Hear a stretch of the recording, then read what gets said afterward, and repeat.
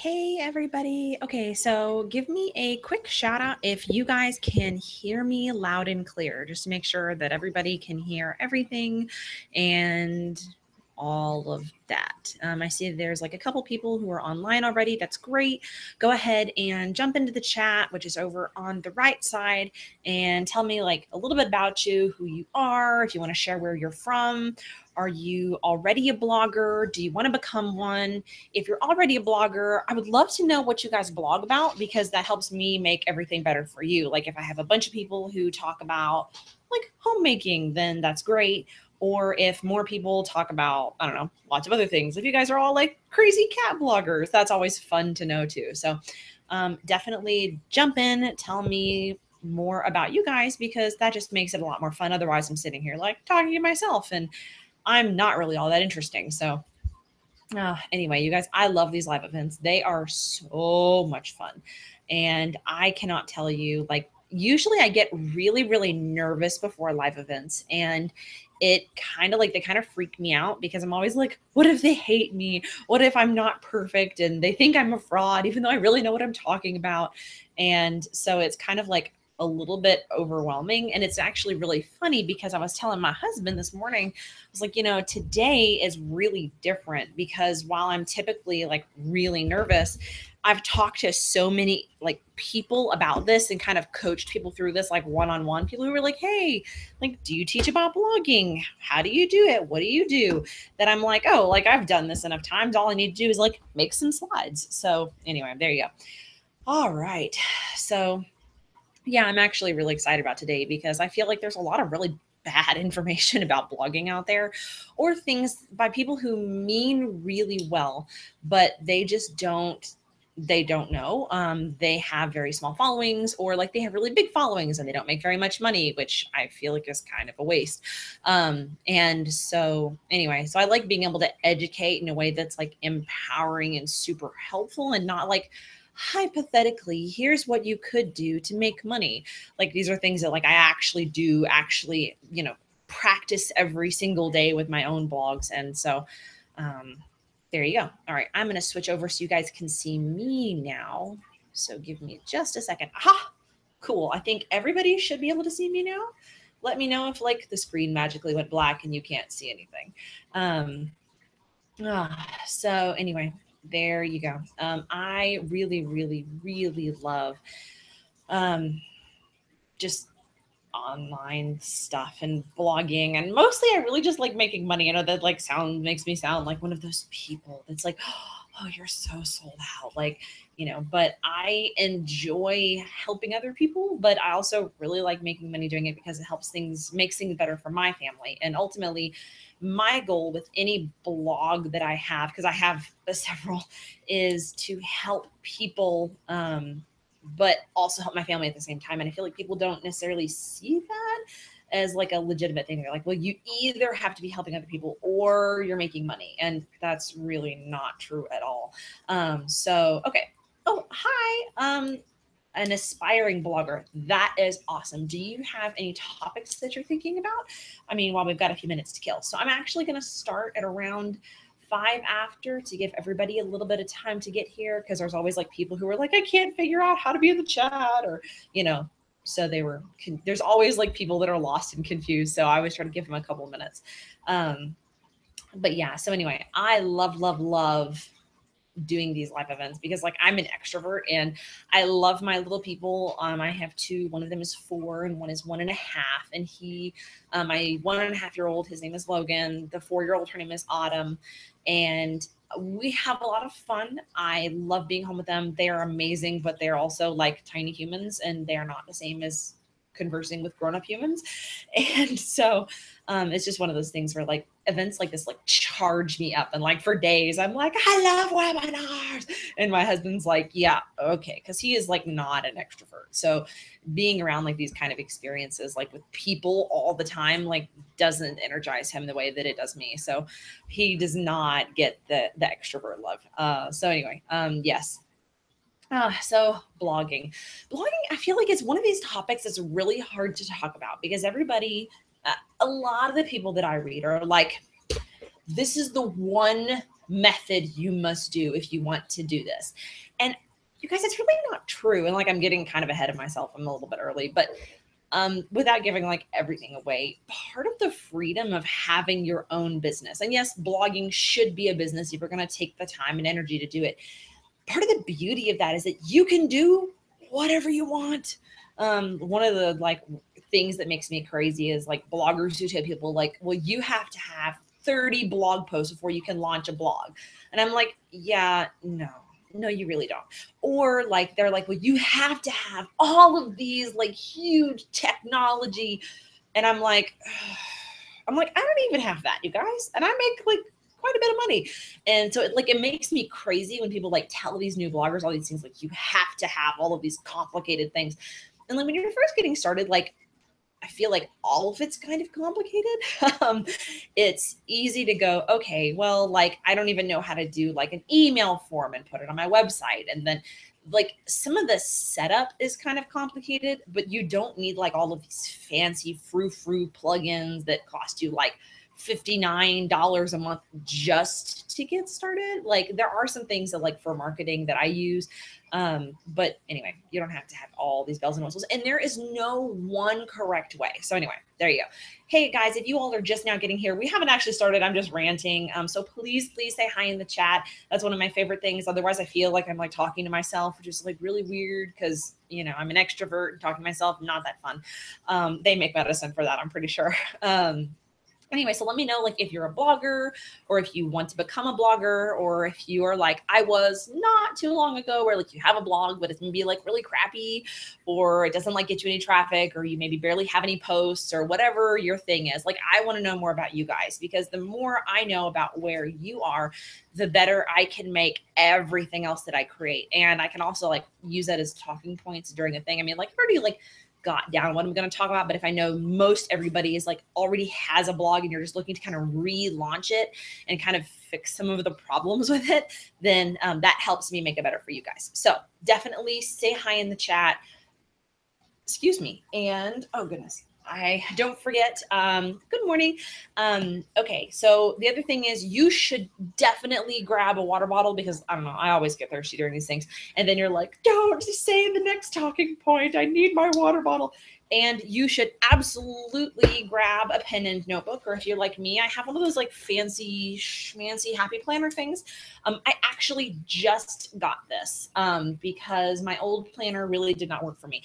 But anyway, you definitely will want something to take notes on. That is super, super, super important. So grab pen, grab notebook, grab your water, because like this is going to be a lot of stuff.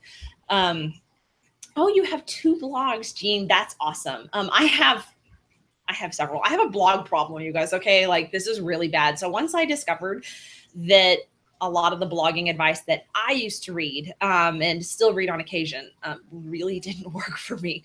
And I kind of like gave them the middle finger, so to speak, and kind of started doing my own thing and came up with my own system that worked really well for me, because I am a very busy mom of 2 people who stay at home with me all day, 2 little people. Once I figured out like a way to really streamline it and make everything very automatic except the writing of the content, then it makes it so much better. And so I have a lot of blogs. It's unreasonable. Okay. Yes. That's a really good point. Okay. I'm so sorry. Oh, it really is Dollface. Okay. Dollface. I can't take calling someone else Dollface seriously. I feel like I'm like mocking you. However, Dollface, blogging. Okay. Blogging is hard, right? Because the act of writing a blog post is really simple, right? I mean, like hypothetically, like you sit down, you write something really useful, and then you share it. But then there's like all these other little pieces, and that can be very complicated. And so I'm going to show you guys, number one, like the tools that I use to help make it simpler, to make all those little pieces like, and just what I use in general, because I am very minimalist. Like I don't want to have to make things complicated, because like I'm a mom. My life is complicated enough. Okay. Like the fact that my son has decided he does not need to nap, except that he really does need to nap. Like that is complicated. Blogging, I like to be as simple as possible.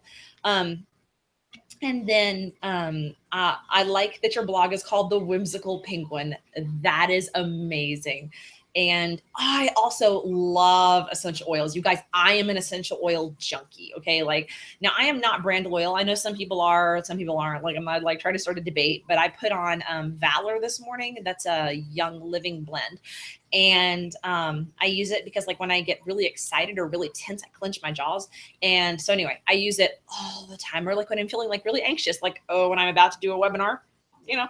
Actually, this webinar I'm super excited about, and I'm not really all that nervous about because I know that like I've talked to so many people and like kind of coached him through this one-on-one over like email and stuff that I was like, okay, like I basically just need to make slides for this and make it into a webinar.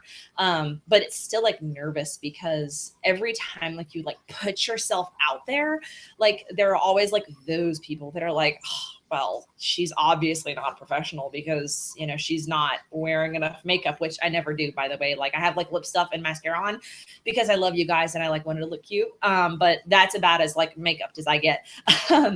And so, okay. So Shayna, oh, that's cute. I like that. But yeah, what is my preferred platform? Okay, so that is a complicated question, but I'm very happy to answer it. So I really like WordPress. Oh, and everybody who is just joining us, before I answer the question about WordPress and blogging platforms, we are going to get started technically around 5 after. That way it gives like everybody who's lost like a few minutes to get here or like figure out how to get into the chat so you can actually like interact. So I'm not talking to myself and being really awkward because for real. Okay, so my preferred blogging platform for me personally is WordPress. Okay, I like WordPress and I make things, I like to keep things, like I said, I'm very minimalist, so I like to keep it simple. I use a theme called Divi, Divi, from a company called Elegant Themes. And it's like a drag and drop theme. And I used to be a web designer like back like not too long ago. And I found that I really liked doing something that I didn't have to think too hard about and that didn't require like a lot of coding and complicated stuff because, you know, minimalism. And so I really, really like that. I feel like it has a lot of power and I feel like it simplifies things a lot. You can like, it's things like being able to split your text into columns really easily or make pages that look a certain way relatively easily. And like I've done the super complicated, takes you 100 hours to build it websites, and Divi is like way far on the opposite end of the spectrum. So that's why I really like it. And I find it super, super useful. There's a lot of people that find that they don't like WordPress, and there is nothing wrong with that. Like, I'm not like the only way to do this is to use WordPress. Like, I'm not like that at all. However, I do not recommend places like Wix or places that like give you a free website. Like, don't go to any of those places because they suck. If you don't use WordPress, I highly, highly recommend Squarespace. I personally do not use them. However, I know a lot of really successful bloggers who do, and you can make your website very professional and pretty on Squarespace really, really easily. They have a lot of really nice templates that you can use. And so that's why I would recommend them as opposed to WordPress. If you're like, oh, I hate WordPress, then I would use them. So, okay, everybody who is just now getting here, we're going to get started in like 3 minutes. And so go ahead and like hop into the chat, say hi, tell me if you're already a blogger, you want to be a blogger, if you already have a blogger or you already have a blog and it's like really crappy, or you're like, yeah, I already rock this, but like I want more people, or I already get traffic, but maybe like you want to know how to keep the traffic because obviously like that's how we make our money. And so you want people to be like coming back and seeing all of your wonderful things, because otherwise like you're blogging to your mom and not fun to blog to your mom. So yes. Also, if you guys are just coming in, I know those of you who've been here the whole time, you'll be like, she already said this, but like grab a paper and notebook and grab a water bottle because you will want them. And we're going to be covering a lot of material, and you will probably, like, if you're anything like me, you want to take notes because you're like, what's that one thing that she said that was really important? And so like, it just makes me like, it always kills me because like, if I don't have a notebook, I'm like scrambling around for like post-it notes and have like 17 post-it notes on my desk. I actually didn't take my own advice. I went to somebody else's webinar last night and I was like, where is my notebook? And so anyway, yes, don't judge me. I'm super excited. So Oh, somebody is brand new to blogging and excited about learning. Okay, that's awesome. I totally love being able to like get started fresh. And then Gretchen says, I had a blog before, but I'm looking to get started again. That's awesome. And Larissa says, I have a total of 3 posts on my blog. Need to know how to really do this. Awesome, you guys. This is so much fun. Okay, so all right, so it's 11:04. That's fine. We'll get started now. Okay, so I am really excited because blogging is something where there's a lot of really bad, crappy information out there. Okay. And so there's a fly in the room. How irritating. Okay. Okay. So, all right. There's a lot of really bad information. That fly is going to make me crazy, you guys. There's a lot of really bad information out there. Okay. And there's like, so I want you to take everything that I say and seriously, the fly though. All right. Take everything I say with a grain of salt. Okay. I give you guys a method that has worked really, really well for me. And when I give you guys a number, like 5 blog posts, I don't want you to be like, well, Christina said it had to be this, so it must be precisely this. It's okay to be flexible. All right. So there's grace here. We're all nice. We're all very, very, very nice and supportive. And so I'm here to help you guys, not to give you like this list that I, the magic guru, have come up with. Okay. This is a method that works for me. Feel free to tailor it to your own. Like, and if I give you guys a schedule, like, it's okay to make that schedule work for you. You don't have to be like, well, Christina said it had to be. So, all right, I'm going to go ahead and get started, but I just want to like start off and be like, you know, it's okay. Not everything is going to be like exactly perfect, or you have to do it exactly like I say. This is kind of a general overview of the process that I follow. Apply it to your own timeline, because I know that everybody has different schedules and everybody has different like limitations of what they can do. Like I have this 2 kids that stay at home with me all day. Like I understand schedule limitations. So, all right, I'm going to hop over and I'm going to share my screen with you guys. So, okay. Oh, somebody said get the fly with your chopsticks. That's really funny.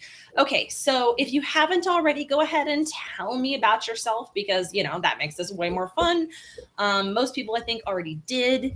And so, okay. So welcome to how to launch your blog like a rock star.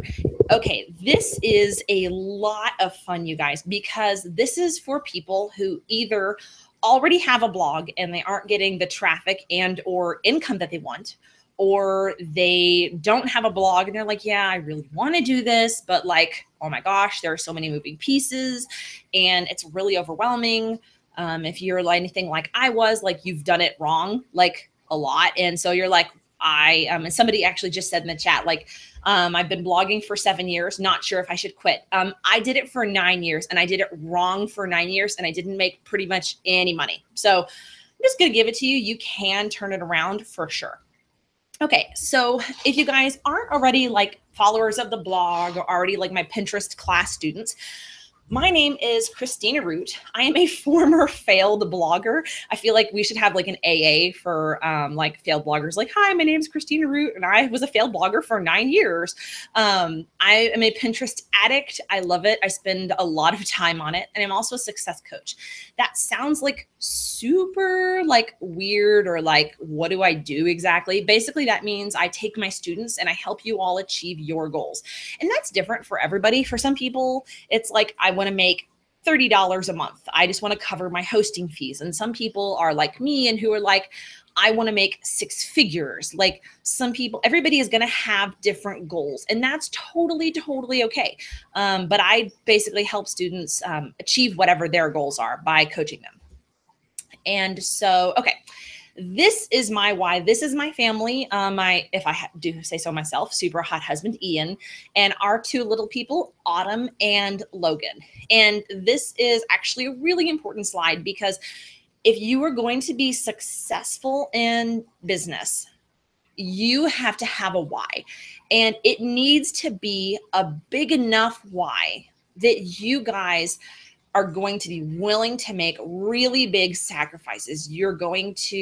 Everyone will want to see it. You guys will want to work hard for it. You will want to sacrifice like time on Netflix, time playing on Facebook, scrolling through your Facebook feed.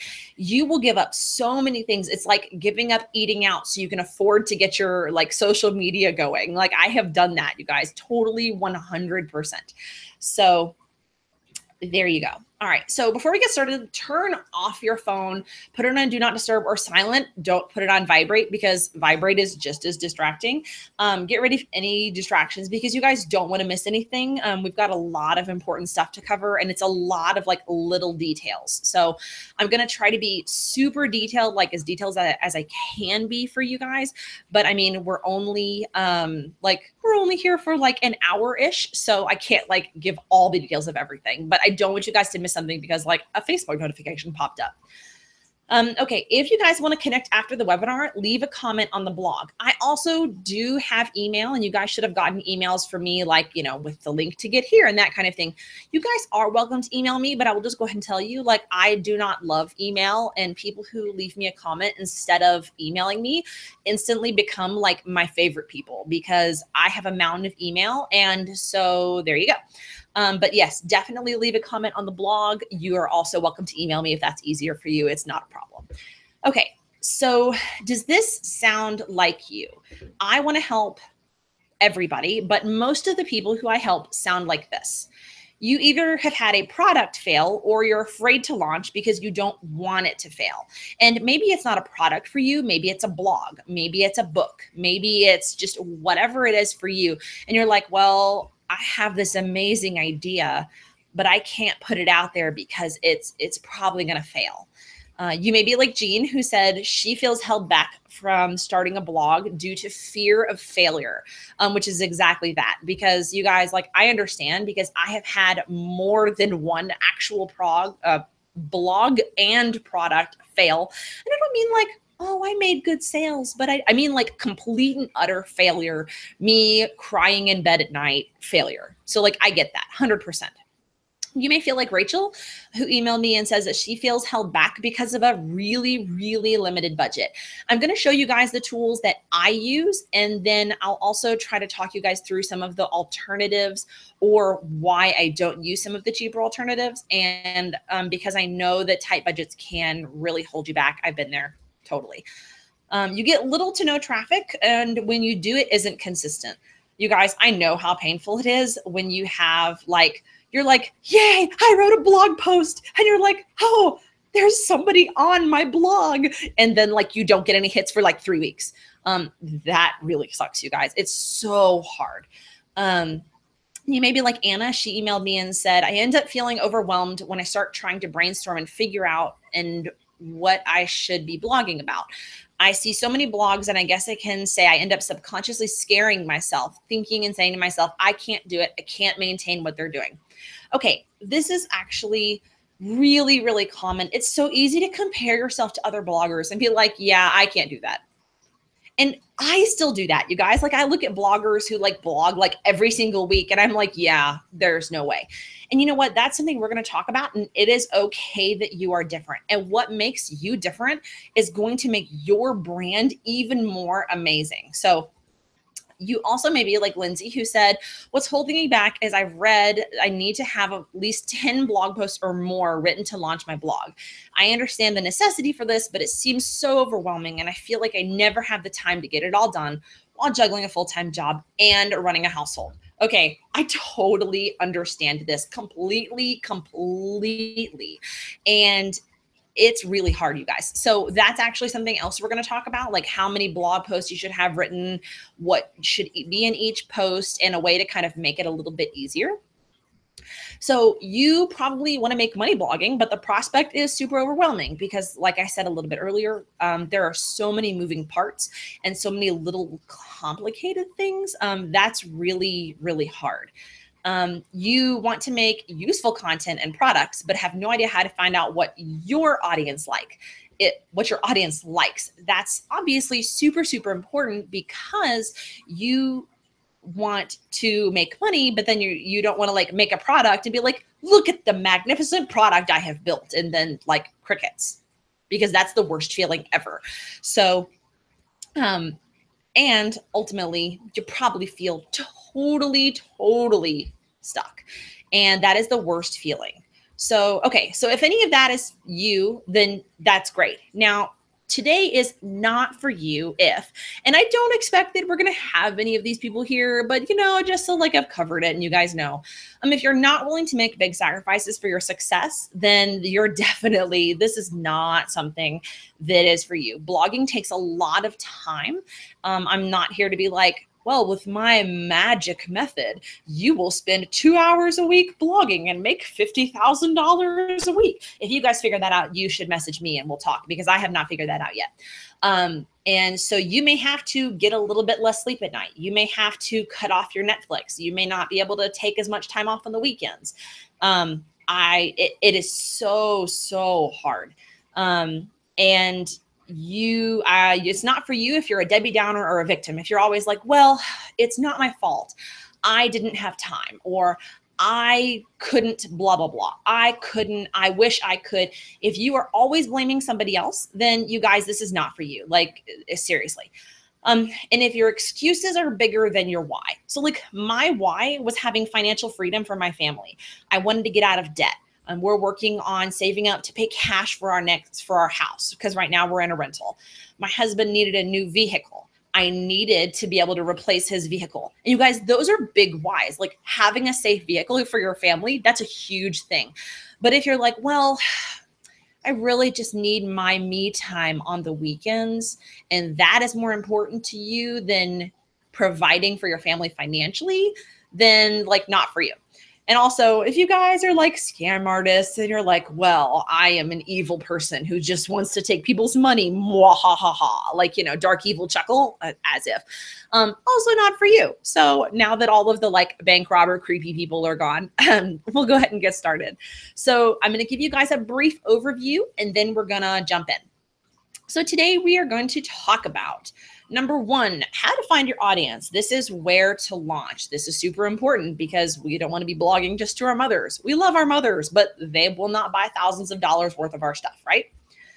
Number two, how to prepare for a traffic explosion. So obviously the whole point and purpose is to make sure that you are not only finding your audience, but you're getting your audience to come to you and to continue to come back. And so this is really important because your blog, while marketing is great, word of mouth marketing is even better. So this is really important. Number three, how to set up your front loaded launch and keep your blog in launch mode. This is something I'm going to show you. I actually use specific software for this because you guys, if it's out there, I can almost guarantee you I have tried it at one point or another. And so it's easy to like launch a blog and be like, I will send all of the social media posts to the entire world. And then like you stop launching and you're like, oh, what now? And so we want to avoid the, oh, what now feeling, but we also want to make sure that we can set up our launch so that it's like a couple of clicks and then our launch is set up.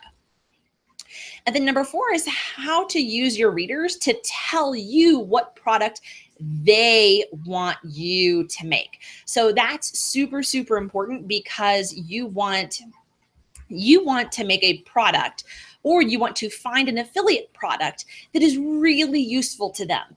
You don't just want to be like, oh, hey, look, this affiliate product gives me $25 a referral or whatever. That's great. I'm going to promote this.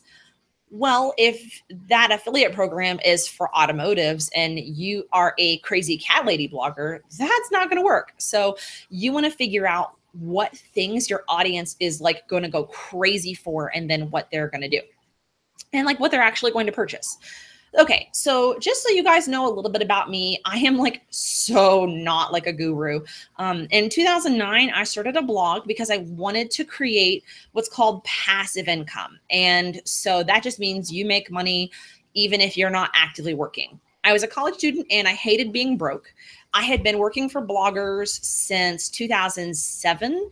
And I knew about the mechanics of blogging. Like I knew like kind of the techie stuff and like how to write blog posts and how to, share it on social media and that kind of thing. But I missed the pieces about how to connect with my audience. And I followed a lot of really bad blogging advice that really didn't help me build my business at all.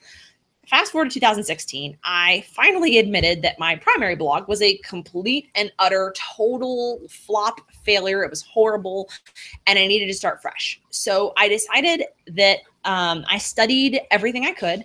I took a couple of blogging courses. I took courses on how to launch a course. I took courses on how to create online courses. I did Pinterest courses. You guys, like, I studied like a fool. I basically barely slept. I had no free time, and any like free time that I had, I was working while sitting in front of the TV because that was like my downtime. And so I came up with a plan to launch something new that would meet a huge need in the marketplace. And now that need was educating people like you and people who were like the former me, who wanted to start a business but felt really overwhelmed and didn't know how to create passive income. I had done it successfully on Pinterest on a medium scale. I was making anywhere from like 500 to 3,000 a month, depending on what time frame we're talking about. And so I started teaching others how to make 500 to 3,000 ish or more dollars a month on Pinterest. And so that turned into the website, Organize Your Biz. I launched that blog with all of its like 4 or 5 blog posts on March 31st of 2017.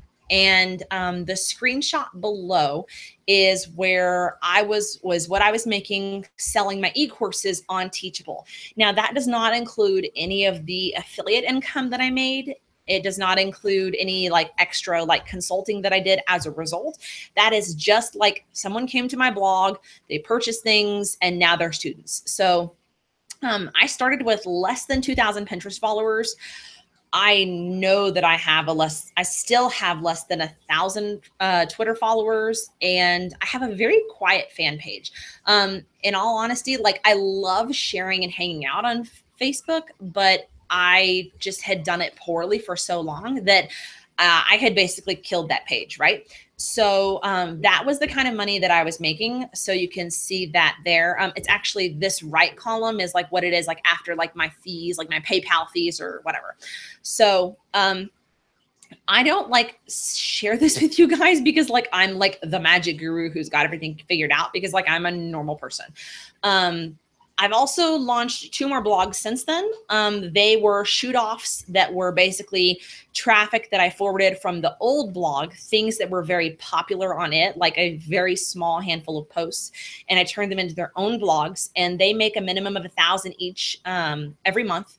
And they basically run themselves because it's all like email courses or things like that. Now, I do have somebody who helps me with emails. So like I told you guys, I hate email. So I say it runs on autopilot. I'm not out there selling every day. I usually just get a notification on my phone and it's like, hey, like you made such and such yesterday. And I'm like, oh, okay, cool. So it does a lot of it basically on its own. So just like give you guys a perspective of kind of where I was versus where I am now. So a year ago, my husband and I were $25,000 in debt, and my husband and I together made less than 50K. That really sucked. We were living in an apartment that was half of my husband's income. I can be super frugal if I have to be. And we were really like, it was fine because we were getting by, but according to my debt snowball chart that I had made, if nothing went wrong for 3 years and I was magically able to make like $250 extra a month, we would get out of debt. And I was like, oh, great. So I'm assuming that we'll have no car repairs and our children will never get sick and we'll never have to travel or spend extra money on anything. And I was like, great, we're never going to get out of debt. Like, this is never going to happen. So this month, I will be completely debt-free, which it doesn't say that on the slide. It just says completely. And I make money literally every day. I ran a sale last week that paid for a car that we needed, which is so surreal, to be honest. Like, I had a sale that was planned, and it was to celebrate us being out of debt free this month. And that was really exciting. Great. I was like, okay, I want to like benefit my readers by helping them. And then my husband came in and was like, hey, like our crappy car that we had to put a new engine in a couple of months ago, it just died again. And we were finally like, we just need a new vehicle. And so I ran a sale and it paid for my husband's pickup, which you can see there. He's very proud. He wanted me to include a picture of it. And you guys, that is freedom. Like, I want you to just sit there and picture what it's like. I made $10,000, a little over $10,000 in 3 days. And people talk about, they're like, well, I need something that's consistent. You guys, my husband works a government job. It's like the picture of consistency. He makes the same every single paycheck unless he works overtime. His hours are consistent. His job is consistent. And you know what? That is not security. Security is being able to go, hey, we have a really crazy need that we didn't know we would need right now. Let's go ahead and meet that. Let's have a sale. Let's do something crazy. Okay, so I'm going to teach you guys how to do this because I want your all's lives to be better, because I know that it brings a lot of security and peace to our family. Okay, so before we get into the nitty gritty, all right, I can like hear you guys laughing because when I was putting this slide together, my husband was like, why do you have Mother Teresa and Beyonce? So there's two schools of thought on blogging and they're both wrong. Okay.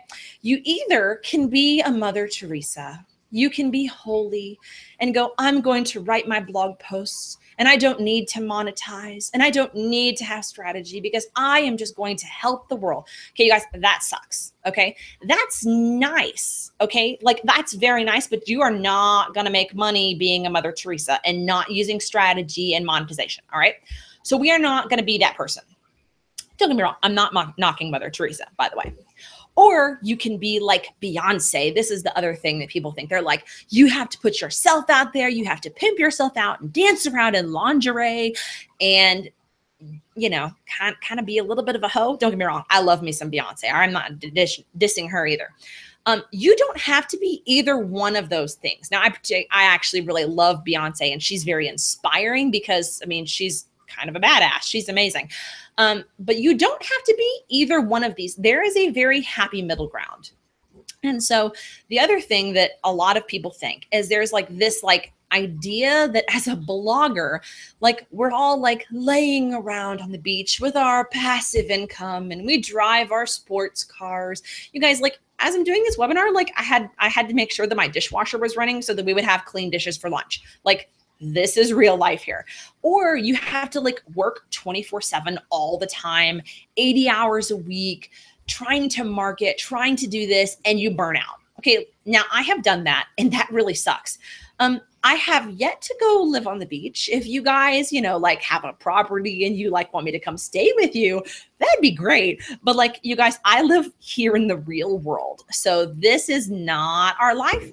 And neither is this. Okay. So we live here in the real world where I try to be very realistic about time limitations and what you can actually do in a week. And so anyway, all right. So let's go ahead and get started with what we're doing. Get out your pens and your notebooks because this is what we're doing. Okay. So step 0, I know it seems strange to start with 0, but this is like the general blog setup stuff. I'm not going to take a ton of time on this because it's so much more. This could be like 4 webinars, okay? Just like the tech stuff. So I'm just going to give you guys an overview. And I also want to tell you guys, I will only ever recommend to you things that I use, or I will tell you that I don't use them because I think that that's the most honest way to run a business. Okay, so the resources I use and how much they cost. That's really important to me. So Elegant Themes is what I use for my theme. Now, they have like this huge catalog. It's 87 themes for one price. The theme that I use is called Divi. It's a drag and drop builder, a theme builder. And so you can like drag it and go, hey, I want an image here that takes up 1/3 of the page. And that's what it does. You can literally just set up columns, or you can set up like a sales page. It has pre-made pages for you. You guys, I love it so much. And like I used to be a web designer. I did the complicated stuff. And I like this because it's super, to me, it's lazy, but like to people who are non-techie, very, very useful. Okay, so CoSchedule is what I use for promoting my blog posts only. This is a big part of what I use for my launches, specifically like the launching part of it. And I also use Tailwind, and that is for Pinterest. And then, okay, for my hosting, I use GoDaddy. And I never, ever, ever, ever recommend Bluehost. Okay, you guys, never. When I did tech stuff, I moved more people away from Bluehost because Bluehost, even though they're like $3.95 a month or $6.95 a month, depending on what special you joined them on, they are horrible. And if you get a lot of traffic, they will shut down your account, which is kind of defeats the purpose of having a successful blog, right? Okay, so there are a lot of bloggers out there who recommend Bluehost to new bloggers. You will find that most of those bloggers do not use Bluehost because Bluehost sucks. Now, no disrespect to anybody who actually does use them, but if you find a blogger who uses Bluehost or who recommends Bluehost and doesn't use them, run away, because Bluehost has really, really nice affiliate program and they pay you a ton of money. That's why they recommend them to you. So there you go. All right. Elegant Themes, this is how much they cost. For an yearly pass, it's $89. You guys, I know that like some of these amounts are like, it's like, okay, that's a lot of money. But the beautiful thing is that like this is actually a pretty standard price for themes. You guys also don't have to use this particular theme. You can use free themes that come with WordPress. That's totally fine. I'm just telling you guys what I use because everybody usually asks. So that's how much they cost. I personally have the lifetime access because, I mean, I have a lot of blogs. And so I knew that I was going to stay with Elegant Themes. So I opted to do that. But when I started, I did have the yearly access plan. So there you go. Okay, so for Tailwind, I use them for sharing on something called tribes. Now, these are basically, they're similar to group boards on Pinterest, but they're not quite the same thing. I will show you guys that here in a little bit. The pricing for the plan that I use is $19 a month, or it's $120 a year. They have a 100 pin free trial, which requires no card, which I really love because like with these things, I always have to like either write it on my calendar or I forget to turn off the trial. And then I'm like, oh, what's that charge on my card? Anyway, this is something you do not need to launch, but it is really useful. And if you're like, hey, I would like to try Tailwind, what I would recommend is you can join with the free trial and then just use the free trial for your launch. And if you're like, wow, I really hated using that and I never want to use it again, or I love using it, but I can't afford it, then you can do it later. So, okay. So CoSchedule is, all right. So this is the most expensive part. I actually spend more for CoSchedule than I do for my web hosting, but there's a really good reason for that. So the price plan that I use is $79 a month. It's called the Solo Marketing Plan with Requeue. The with Requeue part, I was trying to highlight that text. The with Requeue part is super, super important because Requeue, basically what it does is it is a smart scheduler that will keep reposting your content over and over. So for example, I have a lot of group boards, and we'll get into the strategy of this later. You don't need to write this down. I have a lot of group boards that my blog posts automatically get repinned to very regularly, which is great because my social media marketing, like I have a new source of traffic that literally renews basically every single day. They also have a free trial for 30 days, and you also do not need a card for their trial. So that's something you can get in, you can try it, and all of that. Also, full disclosure, on the webinar page where you guys clicked through to get to the video, there were links to these. They are my affiliate links. I either get like a small commission, or like in the case of CoSchedule, I get a discount on my stuff. I don't actually make any money from CoSchedule, but I'm only sharing with you guys like the tools that I actually use, and I'm going to show you each one of those things. Okay, so the first thing is, and this is where you need to get out your pens, where to find your audience, or how to find your audience and where to launch. Okay, so there are two schools of thought for finding out who your person is. Okay, so when you're hosting a blog, you need to write your blog posts for your ideal person. So that person is usually called like an avatar. All right. This is important and it's really, really critical step. And there's two different ways you can do it, and they're both very valid. I prefer one, and I will explain why. So the first one is like when you pull out a piece of paper and you write down every single thing about your avatar or your ideal reader. That's not a bad method. I think that's fine. What I think is a better method is if you pick a real person that you actually know. Now, they may be like an acquaintance. They may not be like your BFF, but it should be someone that you actually know in real life. And I think that method is better. And the reason is because if you pick a real person, they're going to be realistic, which sounds like kind of a stupid, redundant thing to say. But creating an avatar, it's easy to be like, well, she is a 6'1" bombshell who lays on the beach drinking rum while using essential oils and loves her dog but hates cats. Okay, like you guys, that's crazy. Okay, like it sounds really bizarre and weird. But in our own heads, sometimes when we're working on things, if we don't have like real life to bounce it against, it's easy to create something that's unrealistic. So I highly recommend that you pick a real person that you know and you filter everything through that. So for example, I might pick my best friend and say, okay, if I wrote this blog post, what would she think? Would she love it? And that's of course if my best friend is my ideal reader. And so that's the first step. You need to know everything about this person as if they were your best friend, as if you could look across the room and without saying anything go, oh yeah, I know what she's thinking. Okay, like that is how well you need to know your person. So that's the first step. You need to figure out who they are. And here are some questions you guys should be able to answer. Give me 1 second. I'm going to take a sip of water. Who is she? Where is he from? Your person doesn't have to be any particular gender. How much money does she make? What are her hobbies? What does his family do on the weekend? What are her biggest fears? And you guys, that is a really big one. You need to know what your audience's biggest fears are, but you also need to know what their hopes and dreams are. And here's another really huge thing, and this will come in a lot of handy later. What does she wish she could change about her life? And you guys, if you guys can figure out those things, you will be able to write content that, number one, people read and go, oh, yes. Have you ever read like a blogger who's like, oh my gosh, like, get out of my head, you freaky person, get your cameras out of my house, right? Like, that is the kind of blogger you want to be. And so by answering all of these questions, you can go, okay, awesome, I can do that. Like, I know that my person will love this. And so that is super, super useful. Okay, so the next thing is find your audience. I'm sorry, you guys, there's a little thing there.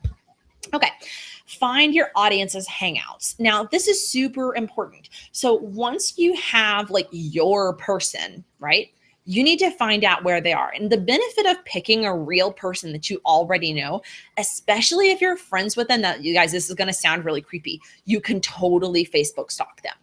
Now, don't actually like go through and like all of their photos because that's really creepy. But look and see what Facebook groups they're in. Look and see, like, you know, talk to them, not in a creepy way, and like, you know, find out what like local in real life groups they're in. Find out, like, look on their Pinterest, see what their favorite topics are. That's really important because you want to find out where they're hanging out. Because if you know where they hang out, then you know what they love even more than you did before. So super, super important. So those are the really big things to check. And also Pinterest boards are really easy because let's say your ideal person is a stay-at-home mom of 2 children. Your stay-at-home person, or your ideal person, is me. Stay-at-home mom with 2 children, runs a business and constantly feels busy. Okay, like you guys, that's me to a T.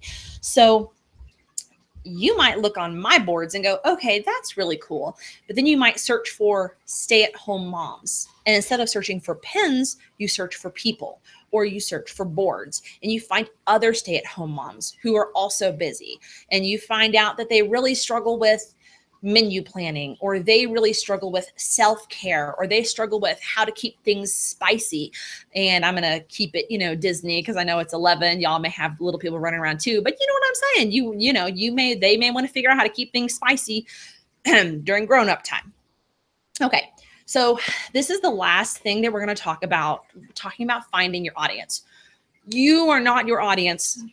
Repeat to me, I am not my audience. Okay. You cannot learn anything from yourself. Okay. So while I love and appreciate when people are like, well, I'm going to blog for people just like me. I'm like, okay, then what are they going to learn? You wouldn't sit down and have a conversation with yourself and go, Well, self, what can you teach me today? I mean, maybe if you're doing like some really weird woo-woo, you know, like self-discovery, but we're not talking about that. I'm talking about blog posts. You would not sit down and read your own blog post to be like, huh, I feel so enlightened. Okay. You want someone who is different from yourself. So there you go. Can't pick yourself as your avatar or your ideal person. So go out, find your person, and then run everything that you write, everything through that filter. One of the really good things that I read this week, and I cannot remember the blogger's name, I wish I could give her credit. And she said, if you're writing anything and it's in a blog post, imagine your ideal reader sitting down after a long day, and she picks up the phone and she calls her best friend and she says whatever you just wrote. Okay.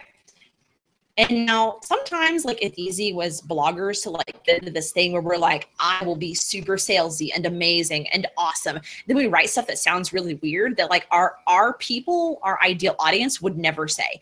And that's silly and it doesn't work. We want to be able to promote to our ideal audience by being like our ideal audience. So there you go. All right. So moving on to step 2. How to prepare and create a traffic explosion. So this is like what to write and what to create. So for those of you guys who maybe emailed me before, or you've already said that, you're like, okay, great. I don't want to write 15,000 blog posts and 17 ebooks before I launch my blog because that's overwhelming. Like this is for you guys. So, okay. I want you guys to raise your right hand and you guys are going to take the responsible blogging pledge and repeat after me. I solemnly swear that I will never recommend anything I don't use and love without telling my audience just to make money.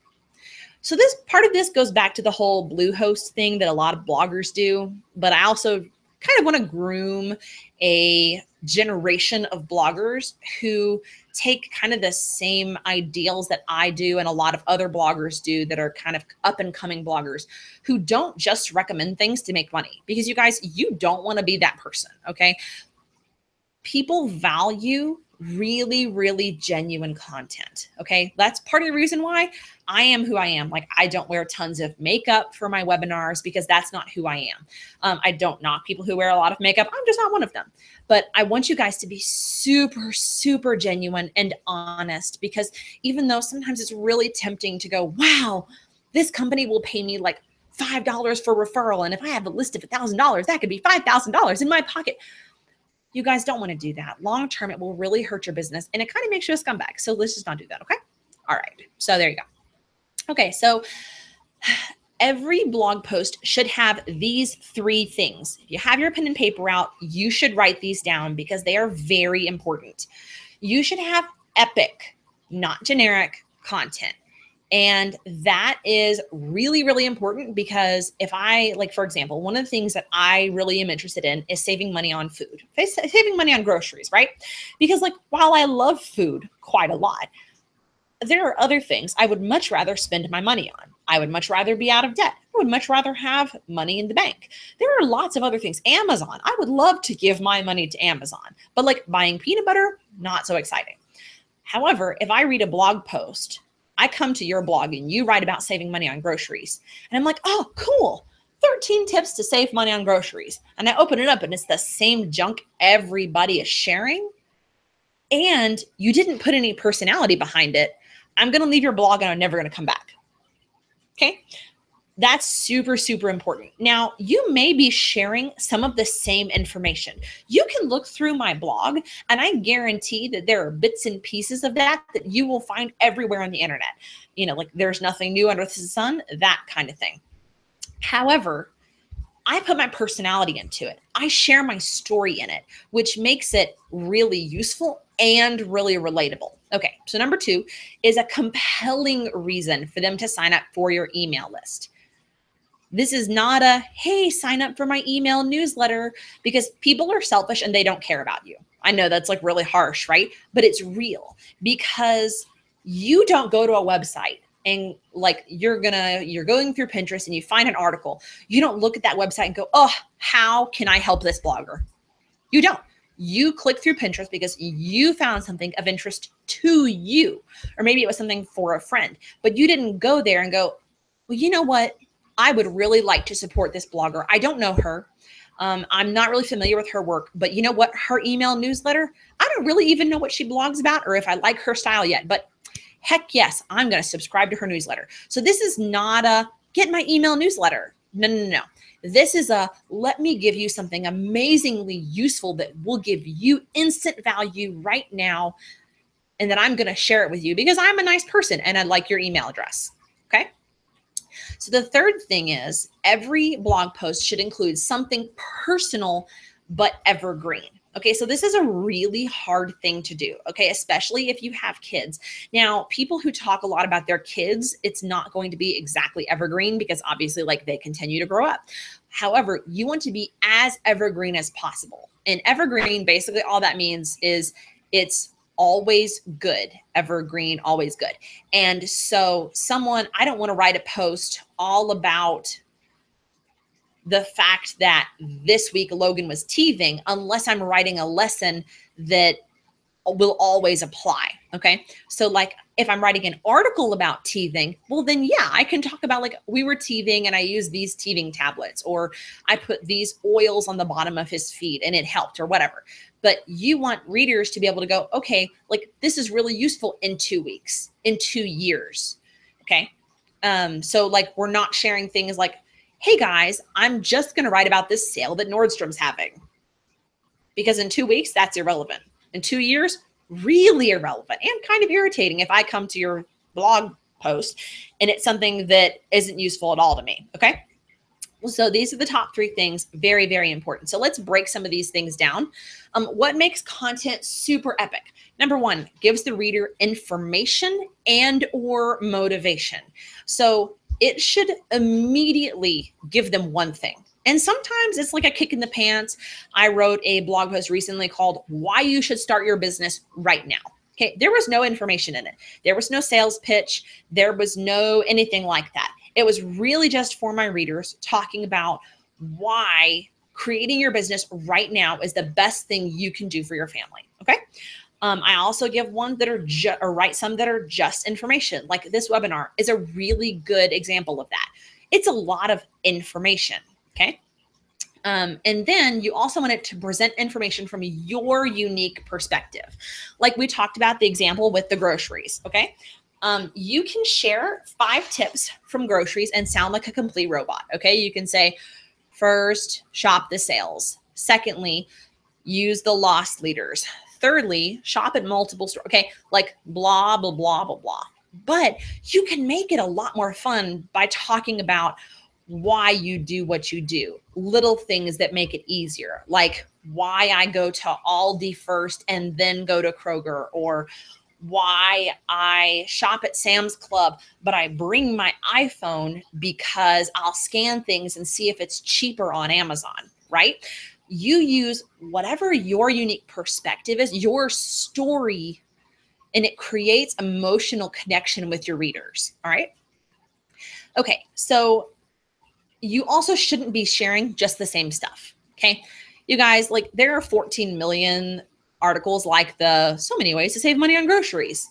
And not to say that you should never share anything like that, but don't just spit the same stuff out because frankly, it's boring. And like if somebody comes and they're like, wow, this is literally the same thing I just read on Susie Q's blog, they're going to leave and they're going to go back, because even if you wrote your blog post first, if you are not the first place they saw it, if your blog isn't the first place they saw it, they're going to go, oh, well, this is just the same information copied over.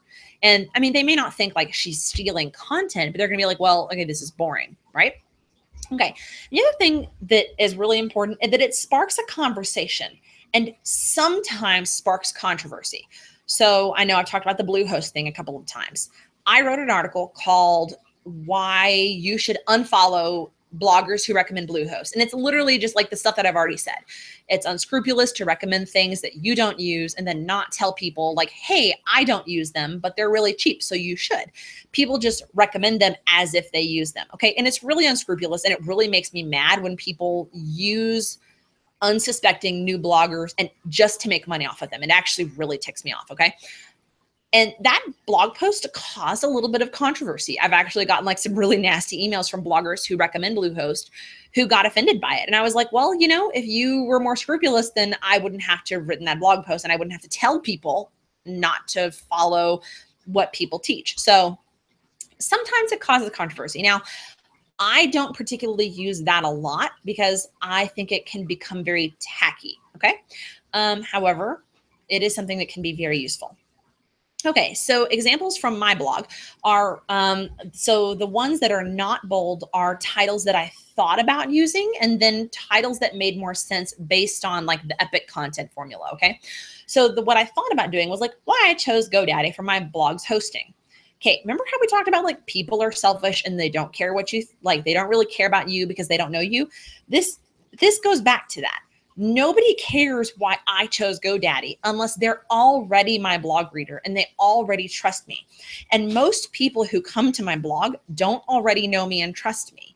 And so I made it about the reader. So it became why you should unfollow bloggers who recommend Bluehost. And then the next example is how to make money on Pinterest. Okay, that's really generic. And there's a lot of blog posts out there written that literally that's their title. And so I wanted to make something that used very unique words. And so how to create substantial income from Pinterest was the blog post that I came up with. Also, you guys, I just wanted to stop for a second and say, I'm not like trying to share everything that I do because like I said, some kind of guru, because that's really not it. I'm trying to show you guys that I am doing what I am preaching here. Like I actually do this. I follow this. This is my method that I'm actively using. So this is not like some theoretical, like, well, you could do this, but then I'm off doing something else. Okay. So there you go.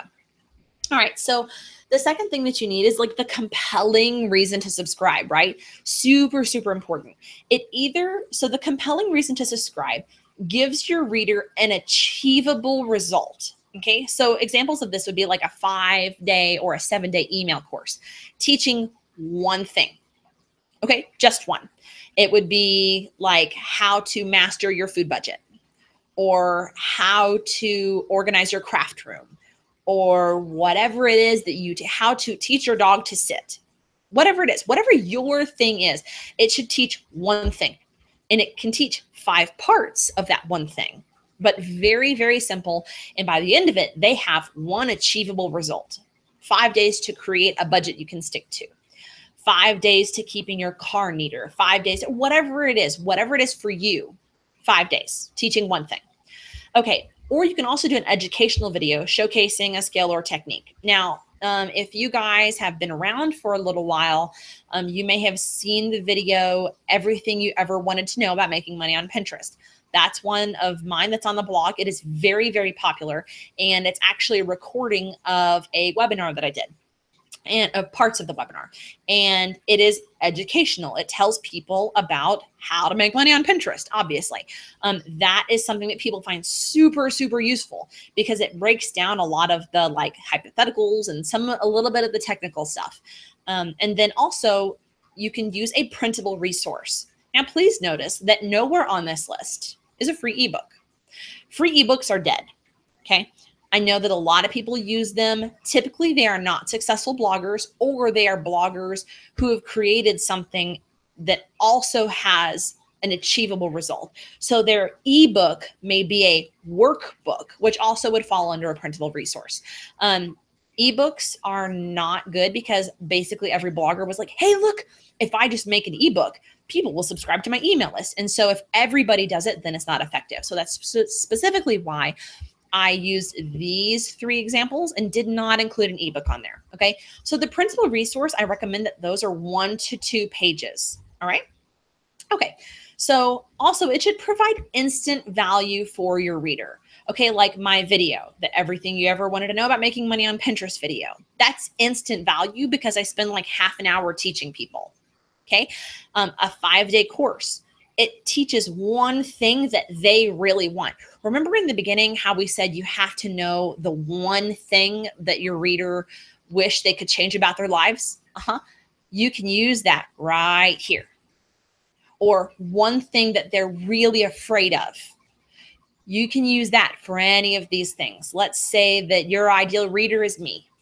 and I am very overwhelmed with laundry. And the one thing I wish I could change about my life is that my laundry was not always crazy.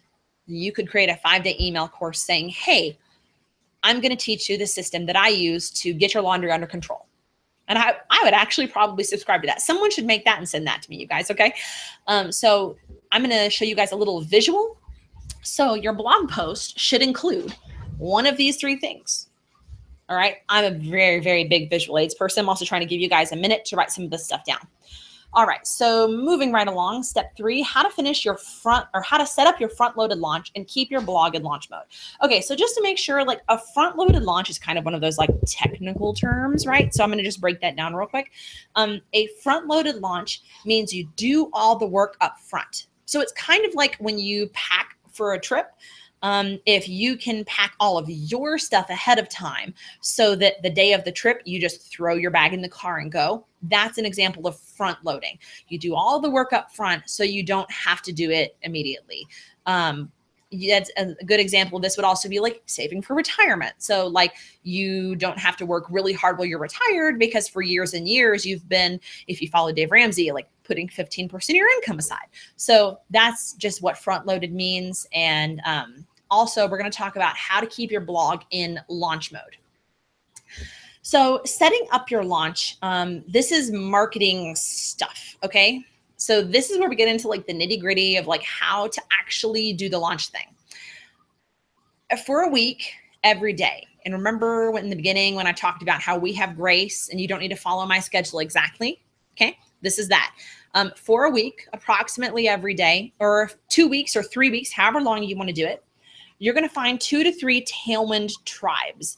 Now, you're going to want to write that down, tailwind tribes. And if you guys are VIP members, I have a big list of tailwind tribes. And so they are places, they're kind of like group boards, not quite the same thing.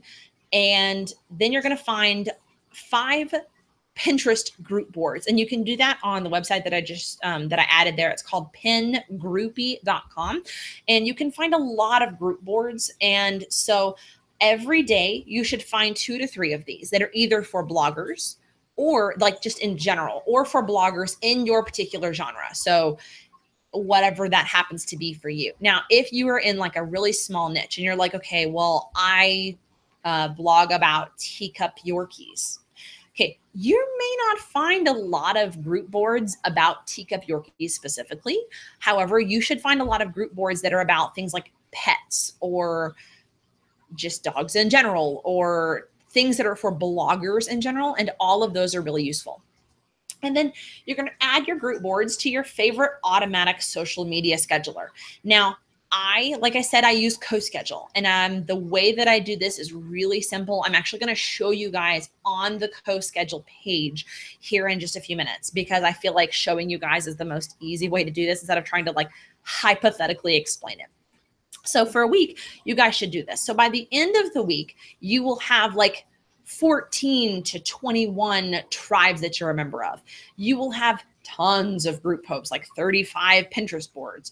That's super important because you want to have a place where your ideal reader hangs out already. And so they're on topic with the things that your ideal reader loves. Okay, so then we're going to get into the nitty gritty of writing blog posts. Okay.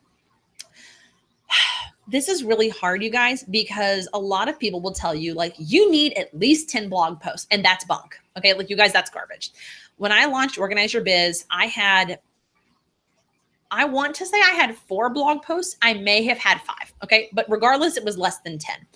If you have 5 epic, amazing blog posts, and we already talked about how to do that, 5 is okay. Anything less than 5, and I mean, you can have 1 blog post if you really wanted to have 1 and launch your blog with 1. Okay. Like I'm not going to like come to your house and slap your wrist and be like, oh, you're a failure. 5 blog posts is enough that if someone wanted to click around and read a lot, they could. But the likelihood of someone reading all 5 blog posts in one sitting, typically for a new blogger, is really low.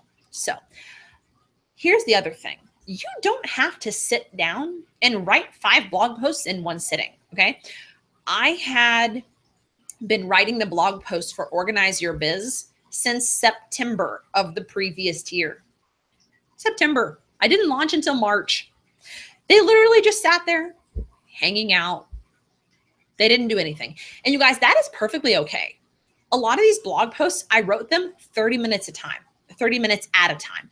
I would do an outline, and then I would have to go, deal with Logan and change a diaper and wipe noses and do the mom thing. And then I'd come back, write the first paragraph. Okay, now it's time to go make lunch. And that is okay. You guys don't have to do this in some magic timeline, and don't let someone tell you you have to. All right. And every blog post, just so you don't miss it, should have an email sign up, a compelling reason for them to sign up, and show off your personality. So be you. Okay. If you have product ideas, okay, and you don't have to have an idea, this is not something where I'm trying to pressure you, but a lot of us who are entrepreneurial are like, you know what I would really love? I would really love to write a book or do something related to, and whatever it is, okay, whatever is your thing. And you're like, I'm really good, like me. I really loved Pinterest. And that's why I figured out how to make it into a business. Okay, you may love sewing, or you may love cashmere. I don't know. Whatever is your thing. You may love vintage perfume bottles. Okay. Whatever it is, if you want to have any kind of product about it that you want to sell to other people, make a blog post about it. And I don't care what kind of blog post it is. It could be a do-it-yourself thing. It could be whatever it is, a tutorial, anything related to your topic. Of course, it'll vary based on whatever it is.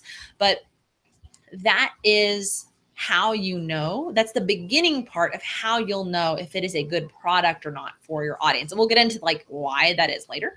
But if you have an idea and you're like, okay, my dream is to write a fantasy book about whatever, some middle about King Arthur. Well, that's great. Is there a market for that? Then write a blog post on it, do a short story if you're a fiction author. And I do recommend that you do a different one for each product. Now, you don't have to do it right away. I have 10 product ideas, so I need to do 10 blog posts. But no, if you, for me, I knew that eventually I might want to make sure, or eventually I knew that I might want to do a blogging product if people were interested in it. But I knew that that market was very saturated. And so I created some posts about blogging. I created some posts about Pinterest. And I'm actually going to show you guys what this looked like in my business. Okay, so how I did this was my blog post, which I already used as an example, how to create substantial income from Pinterest. There is an email sign up at the bottom of that. And it used the free video training. And so you can actually see that in the sidebar. And it led to what eventually became the course, Pinning Your Way to Success. Okay. Now this used to be just an idea, and I had no idea if it was going to work or if people were going to be like, meh, that's stupid or scammy or whatever. I had no idea. So this was me testing to make sure that this was a good product idea. At the same time, I also launched this blog post, 4 habits that are ruining your direct sales business. Okay. Now, the product that was behind this was supposed to be a course on how to make money with direct sales, because it's something that a lot of people do wrong and something that I would love to teach other people. However, this, while this course gets me 1 to 3 signups, maybe a day, sometimes, my Pinterest course or my Pinterest blog post was getting me 100 signups a day or 50 signups a day when I first started. And I was like, well, then I would say my audience is much more interested in Pinterest. And then I also had this blog post saying called 6 tools that help me run a profitable online business. And the lead magnet for that, and that's what your signups are called. The thing that makes them want to sign up is called a lead magnet.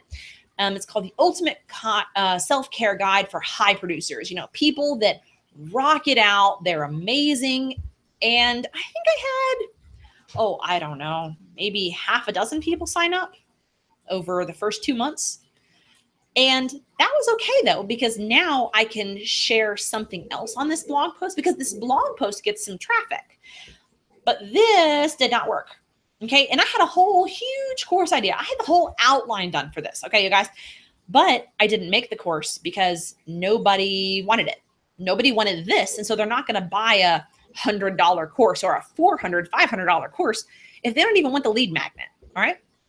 And so the last example is this. Now, some of you guys are already like email subscribers before the webinar, but some people came through this blog post. It's called Why Blogging as a Job is More Secure Than a 9-to-5. And I already touched on that a little bit ago because, you know, it gives you freedom in your income.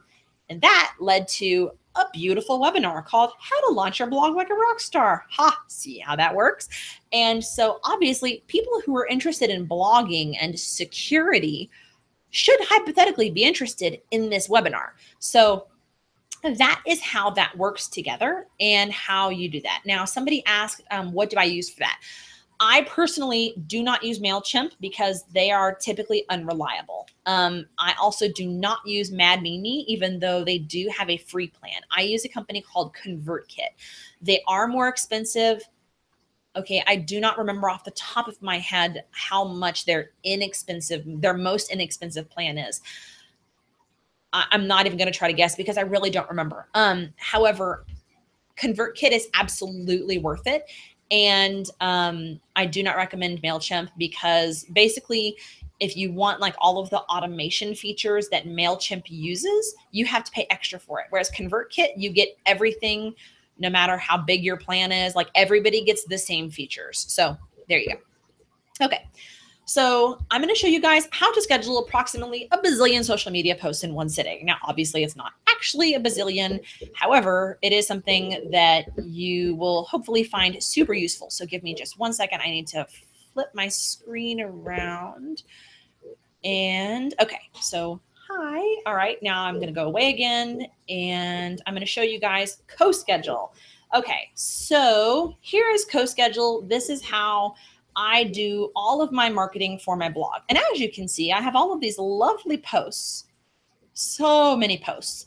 And the green ones, and they have this little like repeaty type icon. Those are called requeue. When I talked about like why my my account was like the $79 account, that's because this feature is basically all of it reposting to all of my group boards. Okay, I don't do any of this; it automatically schedules it. So I'm going to show you guys how I set up a launch. All right, and it's literally this easy. So let's say I have 5 blog posts. So I'm going to go in and add a new blog post. We're going to call this one creatively blog post number 1. Now, when I talked about how to set up your launch, I had you guys gathering all of these different things like the like your Tailwind tribes and all of that. Now, I can't post to Tailwind tribes automatically, but what I can do is I can post to all of my group boards automatically. And this is part of the reason why I absolutely love Pinterest with CoSchedule. Okay. So I'm going to hit add a social campaign. And what I have done is I have created what's called a social template, which is super easy to do. And it's for basically any post that I have that has anything to do with blogging. All right. And this entire list is all blog posts that have, or all group boards that have a topic to do with blogging. Okay. So what I'm going to do is all I have to do is all of these are images. And I'm going to go ahead and upload an image. Give me just 1 second.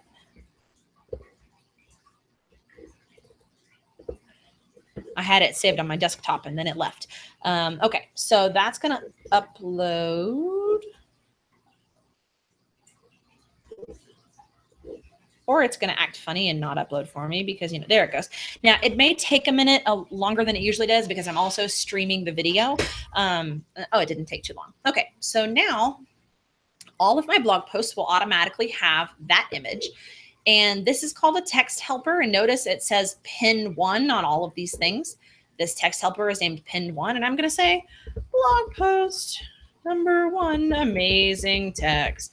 Okay, so that's what that would look like. And I will say apply. Okay, all of these blog posts now will be shared and they will have this image. and they will have the amazing text that we published. Okay. And then whenever my blog post publishes now, all of these social media posts from all of these group boards that you'll be gathering will now repeat forever and ever. Amen. Okay. That is how you set up a bunch of blog posts. So setting up a social queue is really easy, or a template, I'm sorry, is really easy. So you just hit create new template, create new. Okay. And you would say, I'll say test. And I'm not going to spend too long on this because it's a lot of techie stuff, and I can go over this in more detail in the replay if you guys do the VIP thing. And okay, so you can hit the same day, the day after, the week after, the month after, and that's when the social media post happens. So remember how I had an image. So I'll say pin 2, since the other template has a pin 1, and I want a text helper. So I'm going to say text. You guys have no idea how hard it is to type and talk at the same time. And so any post, so I'm going to say, so I would basically add in all of my group boards here. And then I would add in my text here. Goodness, you guys, my mouse today does not want to work with me. And then I'm going to have it pull from that image and then turn on requeue. All right, I'm actually going to close this. I'm not going to save it because I don't want it to save. And so I'm also going to do that with this one. Okay, so I know that's a lot of technical stuff.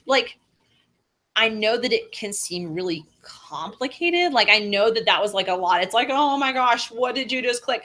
But I just scheduled social media posts forever for that one blog post. And that's part of how I keep it constantly in launch mode. So some people are okay, I'm going to put all of my effort into putting all these posts out there for 5 days or a month or 3 weeks or whatever it is. And then that dies off, and then your traffic dies, and then nothing.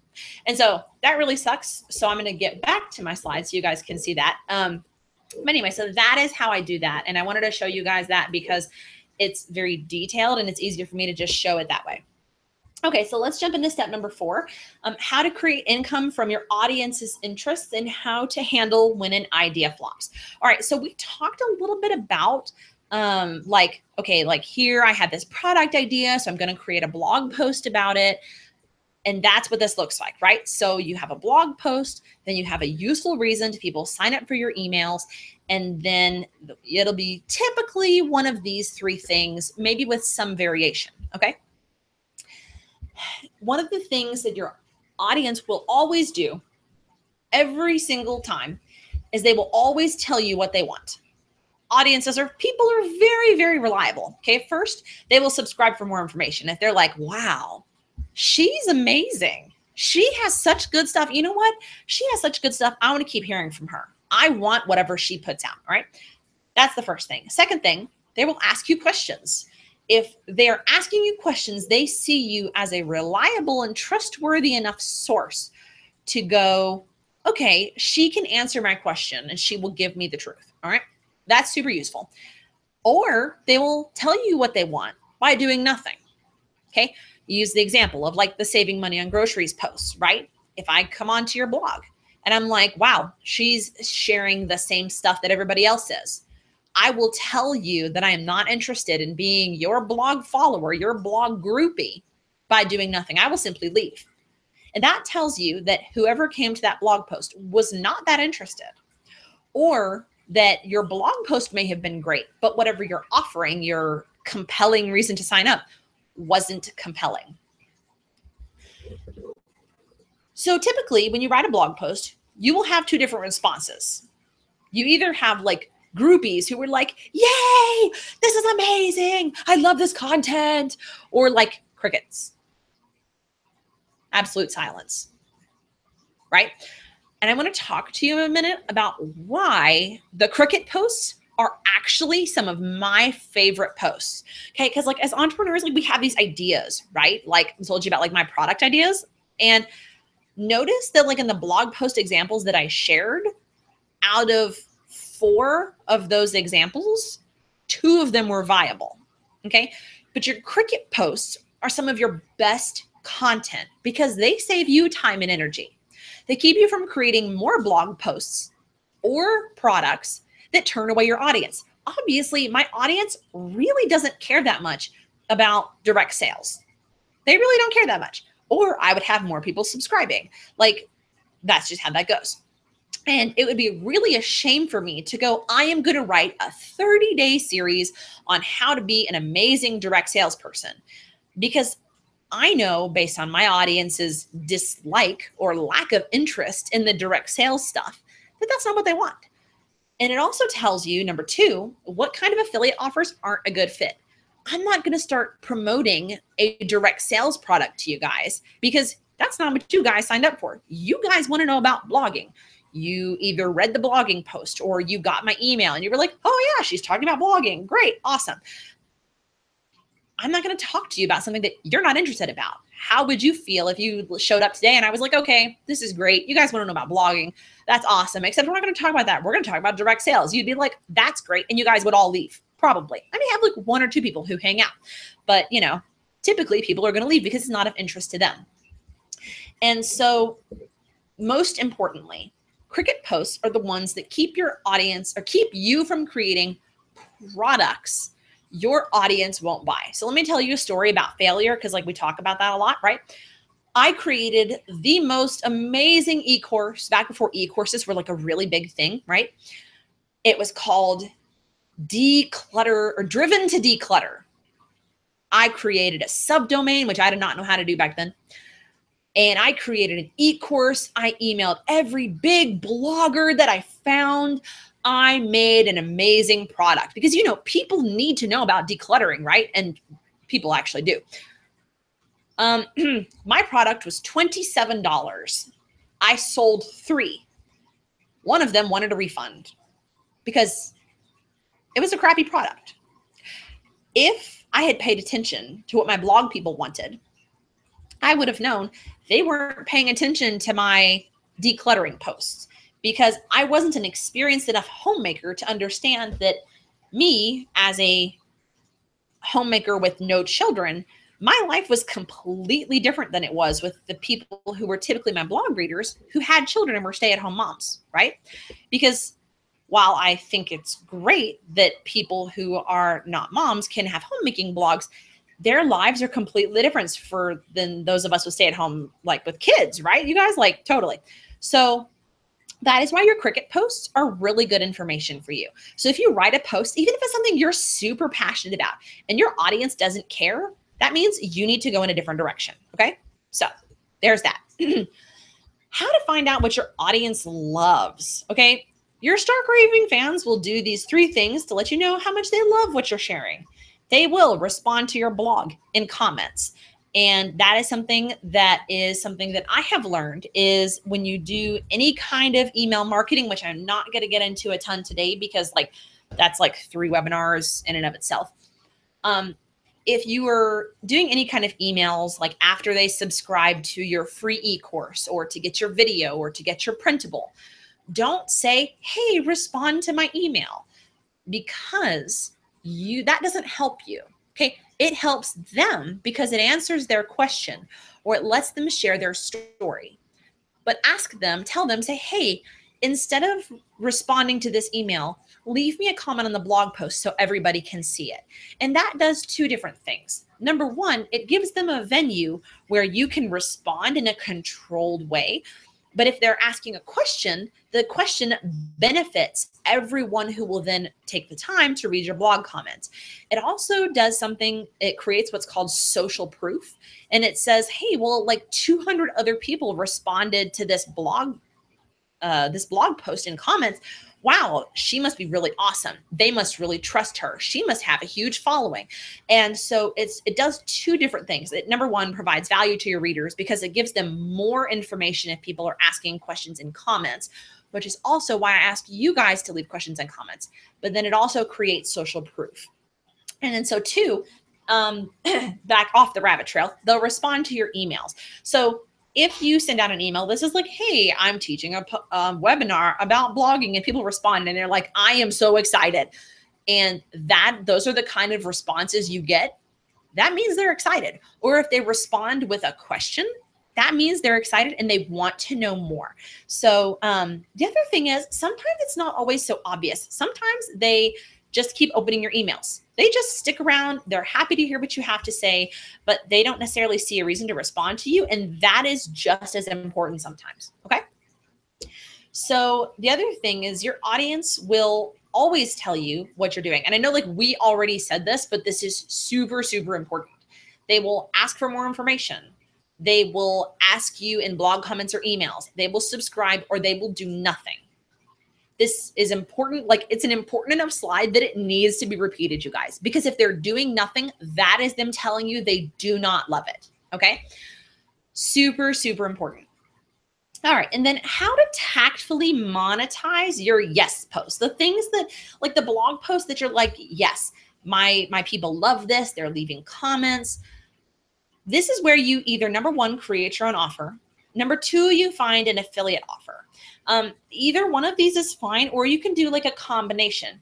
In my business, you'll see I do a lot of combination offers. So like this webinar, I like make no secret, the product that I am selling for this is you can buy the replay, because the replay goes away in 24 hours. So you can have lifetime access to like the edited and expanded version of the replay. And I'm making workbooks for you guys. Like, that's not a secret. There's no like trickery or like secret magic sales stuff. Like, that's how it is. And so it doesn't really matter which one you pick. If you're like, okay, like I get this question a lot, and I think somebody submitted it before the webinar started, like, how do I make money without a product? You can use affiliate products and you can make a lot of money doing that.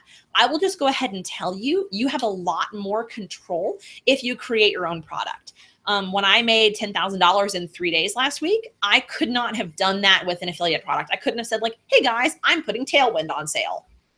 I have no control over that. So I really prefer it if you guys make your own products. However, I realize not everybody has the time or the energy or the tech side to do that. Okay. So finding affiliate offers is a perfectly valid thing to do. Okay. So either one of these options should solve your audience's problems that they have expressed. Okay. This is not like some pie in the sky, like, well, I think that all of my people want to start a blog. Okay, obviously everyone in my email list doesn't want to start a blog, or we'd have 8,000 people here in this webinar, you guys. And so I knew that there were some people who wanted to do that. And they told me, hey, do you have a thing on blogging? Hey, do you, whatever. They wanted me to teach them about blogging because I can do that. And so you may not be an expert. You guys, I am not an expert. Okay.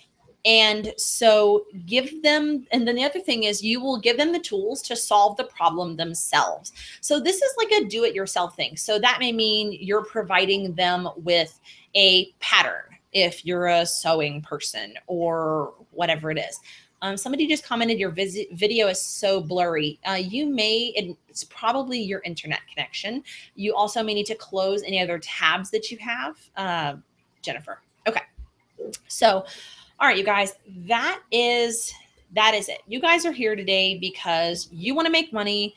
You don't want to invest time into a business that you aren't sure works. I can tell you for sure that it works. There's no question in my mind. Sometimes it takes a little while to like build up your launches and that kind of thing, build up your blog posts. But once you get it going, it will go if you follow the method and make sure that everything you post is really useful for your audience. And then you need help knowing what blogging strategy works and what's garbage so you can throw it out. You guys, this is really important because I know how much information is out there about blogging. You guys, I'm on Pinterest. I basically live on Pinterest. There is so much information out there and everybody is like, I have the magic pill right here. This is it. And it's hard to know what works. And it's hard to know like, hey, like, well, is this blogger like one of those bloggers, like hypothetically, you could make this money. I mean, you guys have seen the screenshots. Like, I'm not a scammer. Like, this is how much money I'm actually making in real life. And then you may want a resource that you can refer back to and more step-by-step tutorials you can use in your blog.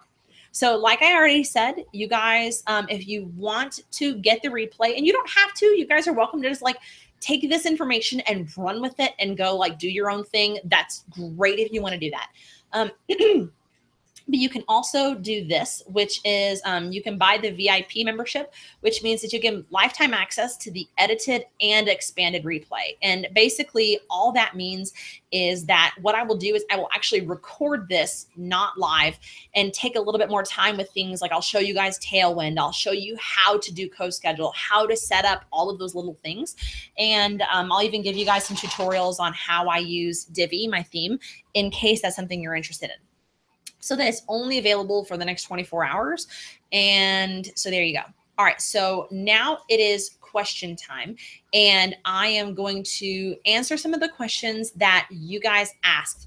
But while I am answering these questions, please feel free to leave your questions in the comments, in the chat. So, I am very happy to answer your questions. And so I will stay as long as we need to, but we're done with like the presentation part. So if you guys have questions though, like seriously, ask them because I'm like, this is the most fun that I have. Okay, so Jennifer asked before it started, is this a good course if you're interested in starting a blog? Well, you have now seen everything that is in it, except some things that will be expanded. There will also be some workbooks created that will help you like checklists for what you need to do for your launch. And so I think it's a great course. However, you have now seen the content, so you can let me know if you think it's amazing. You could, somebody else asked which blog site is best for setting up a blog. For example, WordPress, Blogspot, Tumblr, etc. I use WordPress. However, I know a lot of people find WordPress overwhelming. I know a lot of other people who use Squarespace. A really good resource for Squarespace is a lady called Megan Minns, and she has a product called Website in a Box, and that is for Squarespace. I have not used it, okay, but I know that it's really highly recommended, and I have used other products of Megan Minns, and I cannot tell you how amazing she is. So there you go. And somebody asked, and is it a good idea to get and pay for GoDaddy domain to mask whichever site we use? For example, instead of, that domain, mask it with a GoDaddy domain. No. I recommend that you actually just get your own domain with things like Blogspot, or like if you get a website that in your case would be like crystalT.wordpress.com, you don't have any control. So especially with Blogspot, I know a lot of really successful bloggers who have started out on Blogspot and their website was hosted there, and then Blogspot deleted their account for reasons that they either didn't disclose or wouldn't disclose, and then their income was completely gone and all of their content was gone. I never recommend that you host somewhere where they have all the control. And so if you have what's called a self-hosted website, which is what a Square website is, or a or Squarespace, I mean, or if you have a self-hosted WordPress, which would be like organizeyour.biz, for example, which is mine, that's what I highly recommend, so that you are in complete control of your website at all times.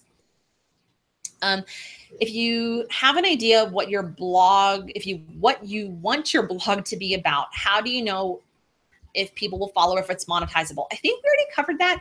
And so everything is monetizable, okay? In every industry, there are always things that people are buying, or there wouldn't be an industry. So everything is monetizable. Sometimes you just have to be a little bit more clever about it. And people will follow because they will follow you. You just have to make sure that you are where they are.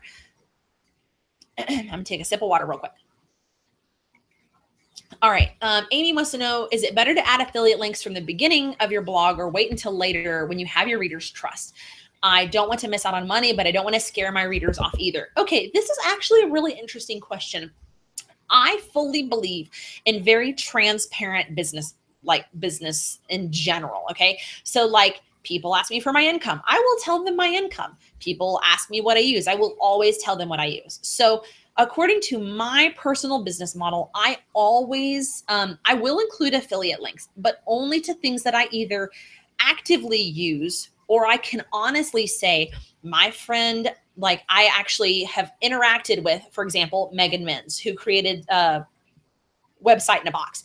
I know people personally who used that product and who have had great success, and I have not heard any negative feedback about it. So I can wholeheartedly recommend that to you without feeling like I'm being scammy or like just trying to make money.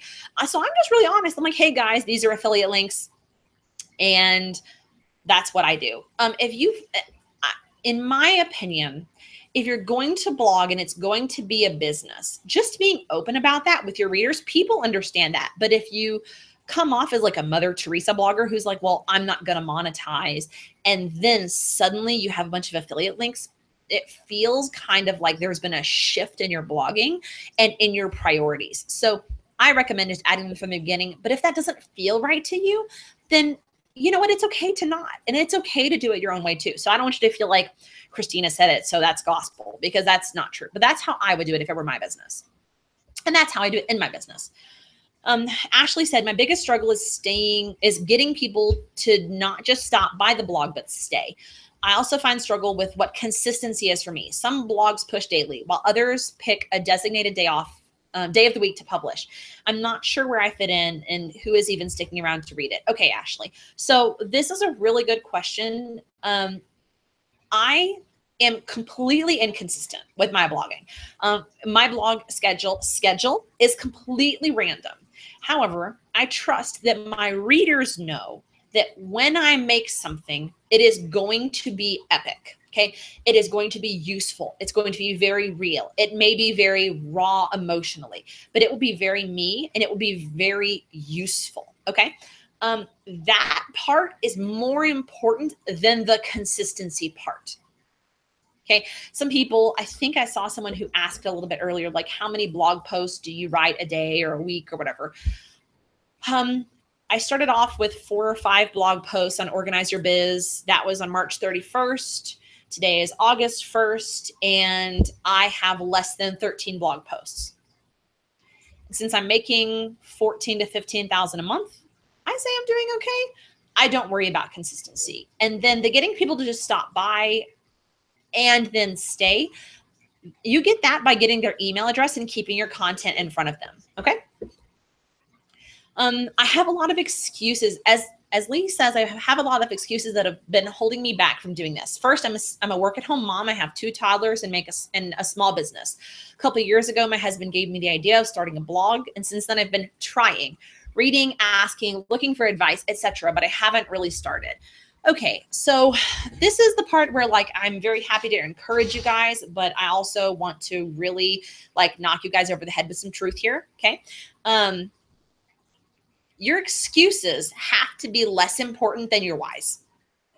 I'm also a work-at-home mom with 2 little people, one of whom likes to eat everything. That would be the 1.5-year-old boy, not my daughter, who's 4, just for clarification. And so you have to decide what is more important. You have to get really good at saying no. And I mean, sometimes that means like truth time here. Sometimes that means ordering pizza instead of making dinner from scratch. Sometimes that means I'm not going to sleep in on Sunday or Saturday, or sometimes that means instead of watching Netflix and having me time, that means that you're working instead.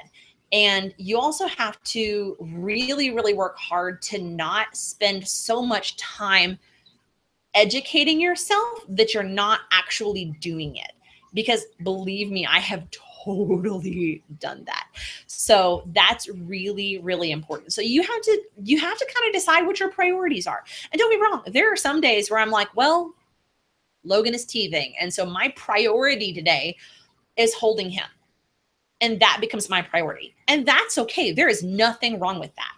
But sometimes you have to go, you know what, this afternoon, I can put the kids in front of a movie so that I can work for an hour. Because 6 months down the road, that could mean we have $50,000 in the bank. You know what I'm saying? So you have to make the decision to decide what your priorities are. Jennifer said, the thing that holds me back the most is having to start a business with my blog. I'm so afraid of the paperwork and knowing what to do, taxes, etc. Okay, taxes are super easy. I mean, maybe they aren't for everyone. I shouldn't say that. For me, taxes are pretty easy. When you file your taxes, you can use like TurboTax or H&R Block or whatever it is that you use, and you input your income and you input your expenses. It's really not difficult, I promise. And I think another part of this question was like, did I get help? I personally do my own taxes. They take me less than an hour because I keep meticulous records throughout the year. I log all of my business expenses almost as they happen. And then by the time the end of the year comes around, they're done. So this is not something I stress a lot over because I keep it very simple, very minimalist. Where to go to set up a blog for free? Any free resource is not going to be as reliable and you won't have control over it. So definitely not something that I recommend. What's your opinion of WordPress as a blog platform, and do you have a cheat sheet for it? I do not have a cheat sheet for WordPress, but if that is something that multiple people are interested in, I could definitely add that as one of the workbooks for the, I have no problems with that. That's something I'm very happy to like help you guys with. I've been reading about email marketing services, but they appear to be expensive. Can't I do this on my own? Okay, so if you do something like you have a list of people that you add into your Gmail, okay, that seems okay, right? Except that there's really no easy way to collect email addresses. And there's also this thing called spamming. And I'm not saying, Gary, that you are a spammer. That is not what I mean in any way, shape, or form. If you, with your personal Gmail account, start sending out emails to 500 people or 1,000 people or 5,000 people, your account will get shut down because they will assume that you are a spammer. So to prevent that, no. I highly recommend ConvertKit. They are the best email marketing service I have ever used, and they are worth every single penny. Okay, so what is the best resource for sorting out all the technical stuff in starting a blog? Asked Cindy. Okay, that's a very loaded question, and that depends on what technical stuff. A lot of the technical stuff that people deal with are their blog design. I am, like I said, I'm very minimalist, and so, oh dear, so sorry, you guys. So I'm very minimalist. And so my drag and drop theme makes that part of it very easy, which is why I recommend it to other people who are non-techies, because you don't have to do like all of the coding and all of that complicated stuff. And so anything else, typically if I'm having like a problem, let's say I'm having a problem with how to use ConvertKit or whatever, I will look at ConvertKit, and almost every company has really good support and they will be able to help you. So that's also the reason why I go with the companies that I do, because they all have very good support. And I know that I won't use a company that they won't help me use their product, because that's like super irritating. How many versions of the same pin is it acceptable to pin at one time in the same groups and tribes? Okay, so don't. Do not share the same pin at the same time. Now you can pin one pin. So let's say you have a pin that is for your blog post, how to save money on groceries. Okay. You can share that one pin to as many group boards and tribes as you like. However, if you have, let's say you made 3 versions of the pin, okay? All of these pins all lead back to the same blog post, which is something that I do, by the way. It makes your marketing a lot easier. If you share all 3 of them to your tribes or your group boards at once, it's called flooding the feed. And so all people will see, or they will see a big cluster of your pins. And it makes you look really self-serving, even though I know you're just trying to be efficient. So it's not something that I recommend doing. And as someone who owns tribes, I have seen many, many times how if someone has a different version of the same pin, and they share it at different times, both versions will get shared. But if I'm scrolling through a feed of a Tailwind tribe or a Pinterest group, as a user, I'm not going to go, oh, look, there's basically the same thing twice in a row. I'll share both of them. Why would I do that? Like, that wouldn't make any sense. So anything that you're doing with your marketing, look at it, flip it around to the other side and go, if I saw multiple versions of the same pin in a tribe, would I share both of them? Well, no, because they're the same thing. So that's how I would do that. I would just wait. And what I usually do is I mark it in my calendar like a week-ish or several days-ish after I promote a blog post. And then I'll just go and remind myself to go do pin number 2 or pin number 3 or whatever. Can you make money blogging without selling a product or service? And I already kind of addressed this, but I just wanted to reiterate the fact that if you have your own product, you are completely in control of your own income, which you don't have with affiliate products. I also do not recommend ads because, again, that takes away your control and the amount of money that you're going to make is significantly less. There you go. Jean asked, how long do we need to spend on blogging and writing articles? That's a question that only you can answer. I'm very, very happy to tell you what I do, which is that I take as long as I need to write amazing content to make sure that everything is super, super useful and that everything has a resource, a compelling reason for people to subscribe, or something, even if they're already subscribers, that will help them be more, help my article be more useful to people, even if they're already subscribers. So there you go. That really depends on, I mean, because if you're a super fast writer, it could take you 30 minutes. Or if, like, for example, I can be a super fast writer, but I have 2 little people at home. So it really has legitimately taken me 2 to 3 weeks to write blog posts. Not because I'm a slow writer. I just really, really struggling to get the time to write in a dedicated way. So, all right, I'm going to answer your guys' questions in the chat. I just wanted to remind you really quick before I switch over, how to launch your blog like a rock star. The VIP membership is $97. It is only available for 24 hours. And so that's super, super fun. And I am creating the workbooks based on what you guys want. And there will be a lot of different like tutorials and walkthroughs. And so if you guys are like, I need a little bit more help with some of the techie stuff that you're talking about, like hypothetically it's great, but I don't know how to do it, then I'm going to do that. So I'm going to switch over so you guys can see my cute face. And okay, cool. Awesome. All right. So I'm going to look at the questions in the chat. All right. Okay. So yes, Jean, to answer your question, I do have a separate, product or lead magnet for every single blog post. So that's really important because every blog post should have one purpose, right? Like it should get your readers to either subscribe or buy your product. And it's a lot easier to get people to subscribe than it is to get them to purchase a product. So I typically, as a general rule, don't go like, here's my blog post, buy my product, because that can seem very salesy unless the blog post specifically talks about a product. Like recently I had a case study that I published from one of my Pinterest students, and that was all about her using my Pinterest course. So like there was no like, here, let me be useful, now buy my stuff. You know, like it was like, here's my course, here's how amazing it is, here's what she did with it. You can get it too. Like, so there you go.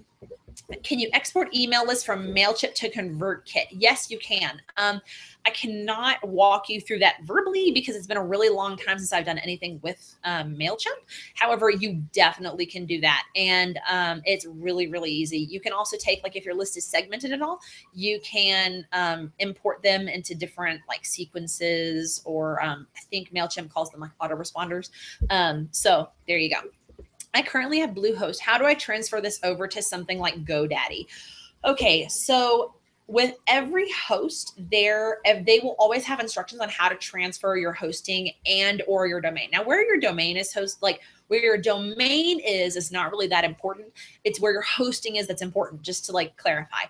So if you have like a domain through Bluehost, that's not a big deal. I would just leave it there until until it expires, and then I would just move it over to somewhere else.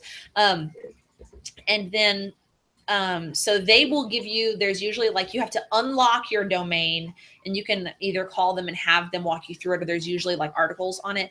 You like unlock your domain, and then you have 30 days after that to transfer. And you can actually call GoDaddy. Their support is 24 hours. So no matter what time zone you're in or like what country you're in or whatever, they are always there, which I really love. And then, so anyway, they can help walk you through like kind of the other side of that. My friend has web hosting. I have my own domain. Is that okay? What do you mean, Jean? Do you mean like your friend has a hosting company, or like are you using someone else's web hosting account?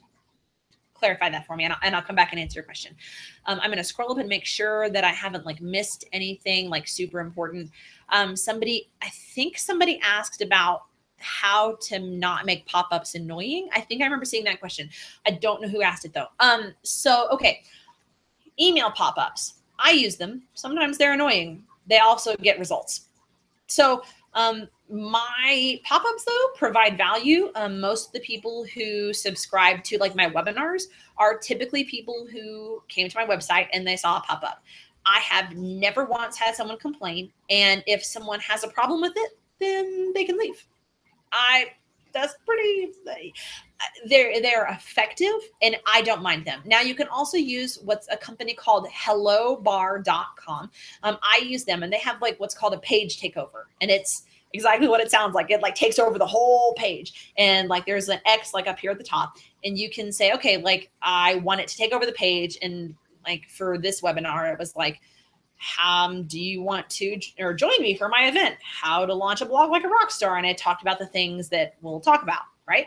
And so if they have a problem with it, then they can leave, and I have no problems with that. Like now, if you don't want to use pop-ups, that's fine. You'll just have a lot less email subscribers. So there you go. Okay. And then, okay. I never, ever, ever recommend that people use friends as their web host. The reason is that happened to me once. I was using somebody that I knew as my web host, and it was great until we had a disagreement over something completely unrelated to business, and mysteriously my website got shut down.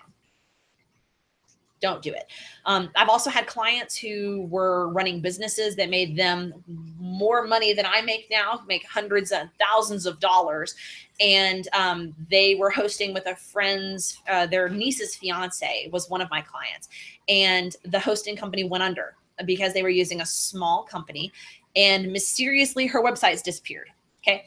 And when that happens, you have no recourse. I mean, like, yeah, you could try to sue them, but that's not going to get your content back. And it's not going to fix the fact that like she was in the middle of a big sale and she lost thousands of dollars of revenue. So no, I never use them. And now that's not to say that like, I'm not saying like whoever your friend is, like, I'm not saying like, well, they're a crook, because that's not what I mean at all. But it can really lead to bad things, and it will leave a very bad taste in your mouth if you like are starting to get traction with your blog and then suddenly your blog is gone. Like, just trust me, it's a relationship, like it's a deal breaker. So, all right, you guys. So that is it. Is there anything else that I can answer for you guys? I also wanted to tell you guys on the page that you all click, this says like, click here to go to the webinar. There are links to CoSchedule, to GoDaddy, Tailwind, and Elegant Themes, which is who I use for my themes. Full disclosure, those are my affiliate links. Okay. Like, I'm not trying to be like sneaky and like take advantage of you guys. If you want to use those, that helps me, because it helps me, like in the case of CoSchedule, like it helps me save on my membership, which is great. But almost not Elegant Themes because they're a theme, but everybody else has free, or CoSchedule and Tailwind have free trials, and then like the services don't. But they are who I love. They are who I recommend to every blogger. And I know that it can seem like really overwhelming. It's like, okay, I have to spend so much money to get my blog started. I know that that's like really, it's a lot of commitment, and it can be a lot of financial commitment. And so what I recommend, if you're like, okay, I'm really strapped for cash, I want to start, but like, what do I have to have? What you have to have is email. You have to have it. And if you really can't afford like something like ConvertKit, then it's okay to start with MailChimp. Just don't stay there very long. Okay. Promise me, like Scout's Honor, you won't stay there really long. But do have an email provider. Okay. And you have to have good hosting, and you have to have a domain name. Now, the good news is that you can get charged for hosting, for shared hosting for GoDaddy. I want to say they started like $7.99 a month. Maybe don't quote me on that. That could be wrong. But And so, and you also don't have to have any of that. You can write all of your blog posts. You can have all of your like your videos done or your email courses. You can write everything that you're going to write before you ever even have a website. So by the time you're ready to commit to the website, to all of the expenses with it, you can like just hit the ground running and go. So there you go. Are there any other questions? I think I closed the chat window. So let me, there it is. Okay, so how often do you have your blog post scheduled for? I blog when I feel like it. There's not really, like I said, there's not a schedule that you have to follow. And I found that that really works for me. You can create a schedule if that is something I know that some bloggers do. They do it very consistently. Do what works for you. My priority is more on creating other resources for people who are either already my students or creating emails for people who are already my students. So I don't blog as much because I get enough email subscribers just from the blog post that I already have.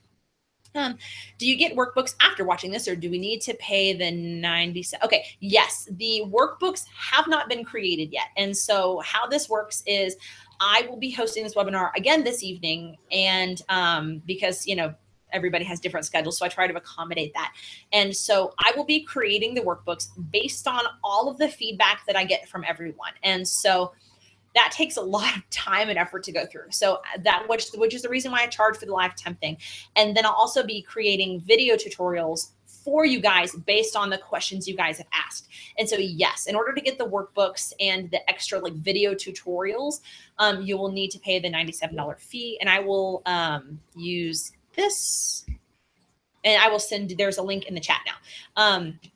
Okay, yes. So if you guys, when you registered, you were probably taken to a page that says you could get it for a special price. If you have already purchased it for that low price, then you are good. You don't need to purchase again. Please don't double purchase. That would be very sad. I mean, of course I would refund you, but this is the same thing that you guys saw, that you guys had a chance to get at the low price. So when you use the queue, when I use the queue, that makes sense. Okay, when do I, all right, my blog posts, I share 20 blog posts a day, or I share any given blog posts 20 times a day on Pinterest. I have a lot of group boards that I share to. And so it, what it does is it shuffles all of my posts about blogging or Pinterest. That's a separate queue. So you can have different queues, right? Like one of mine is all my Pinterest stuff, like Pinterest marketing, Pinterest courses, all of that stuff. Okay. And then like I have a blogging queue that's all of my blogging stuff. And so in my blogging queue, it's like 20 posts a day. And it may be like this one post over here gets shared 2 or 3 times. This other post gets shared 5 to 5 different boards. So, but there you go. So it's like 20 times a day-ish. But I'm also posting a lot of other content through like Tailwind and through my Pinterest affiliate marketing. So that's not all I'm posting, which would be kind of obnoxious. So, all right, you guys, does that answer everybody's questions? Is everybody good? Does anybody have anything else that they want to know? And if that stupid fly is back. And if we have an idea for a physical product we want to sell, ooh, Jean, that's a good question. All of this also applies to physical products. So you should still collect email addresses because email addresses are gold. And then if you have a physical product, you can sell that. What I recommend for that, there's a couple different ways you can do it. There's a company called Gumroad. They're really good, and they just charge like a fee based on your sales. Shopify, which I have played with. I've never had a store with them. Or there's a free WordPress plugin called WooCommerce.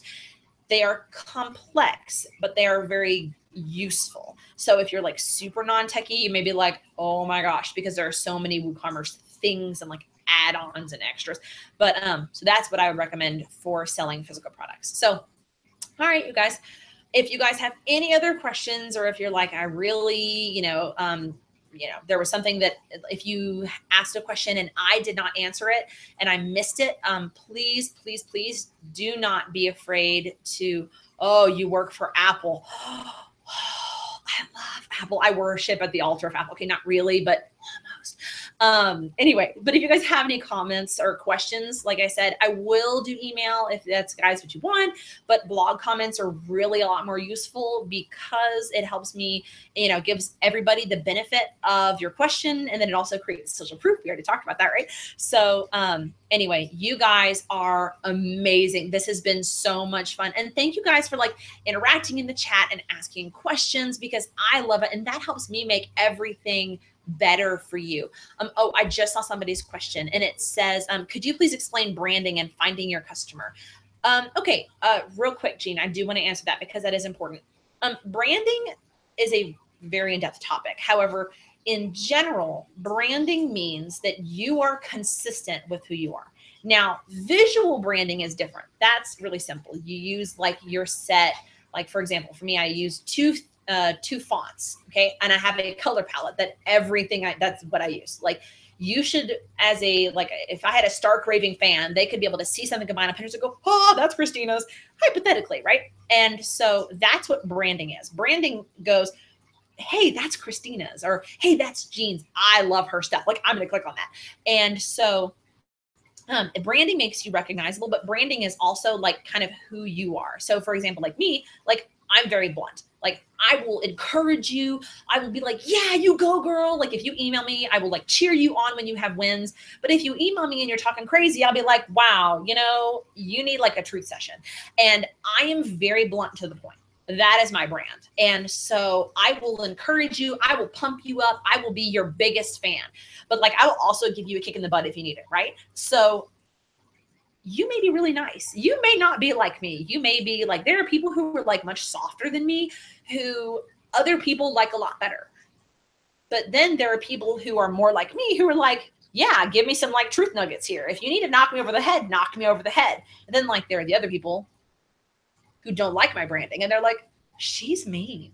And that's okay. Like, because there are like people that are way nicer than me who don't have the knock them over the head side. Okay. So that is branding. It's being who you are and just being whatever that is consistently. And then there's visual branding, which is just keeping it consistent. So, all right, you guys, thank you so much. And this was so much fun. And I'm going to be like on like a extrovert high all day because these are so like, they're just such a blast. And I love learning from you guys and learning like from all the questions that you have, because it helps me create like emails or resources for you guys in the future that are like even more useful. So, all right, I'm going to hop off here. I probably have two very, very hungry children and a very hungry husband who are waiting for me to like get off so they can come upstairs and eat lunch and make noise. So if you guys have any questions, blog comments are better. Email's also good. And I will see you guys very, very shortly. Also, just like full disclosure, so you guys all know, I already said this, I believe, but I'm doing another version of this tonight for like the evening people.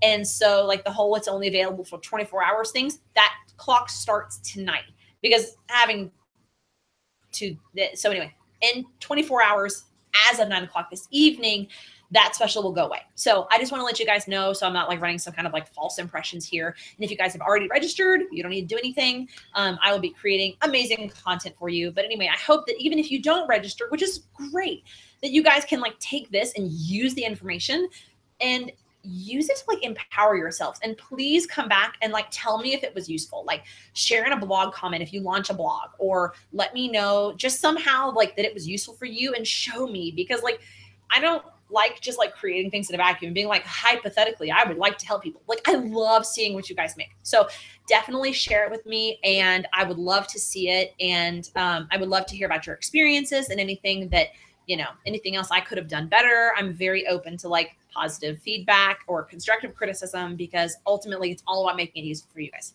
All right. So I will see you guys later. Thanks for sticking around, and I will talk to you guys in email a little bit later. Bye-bye.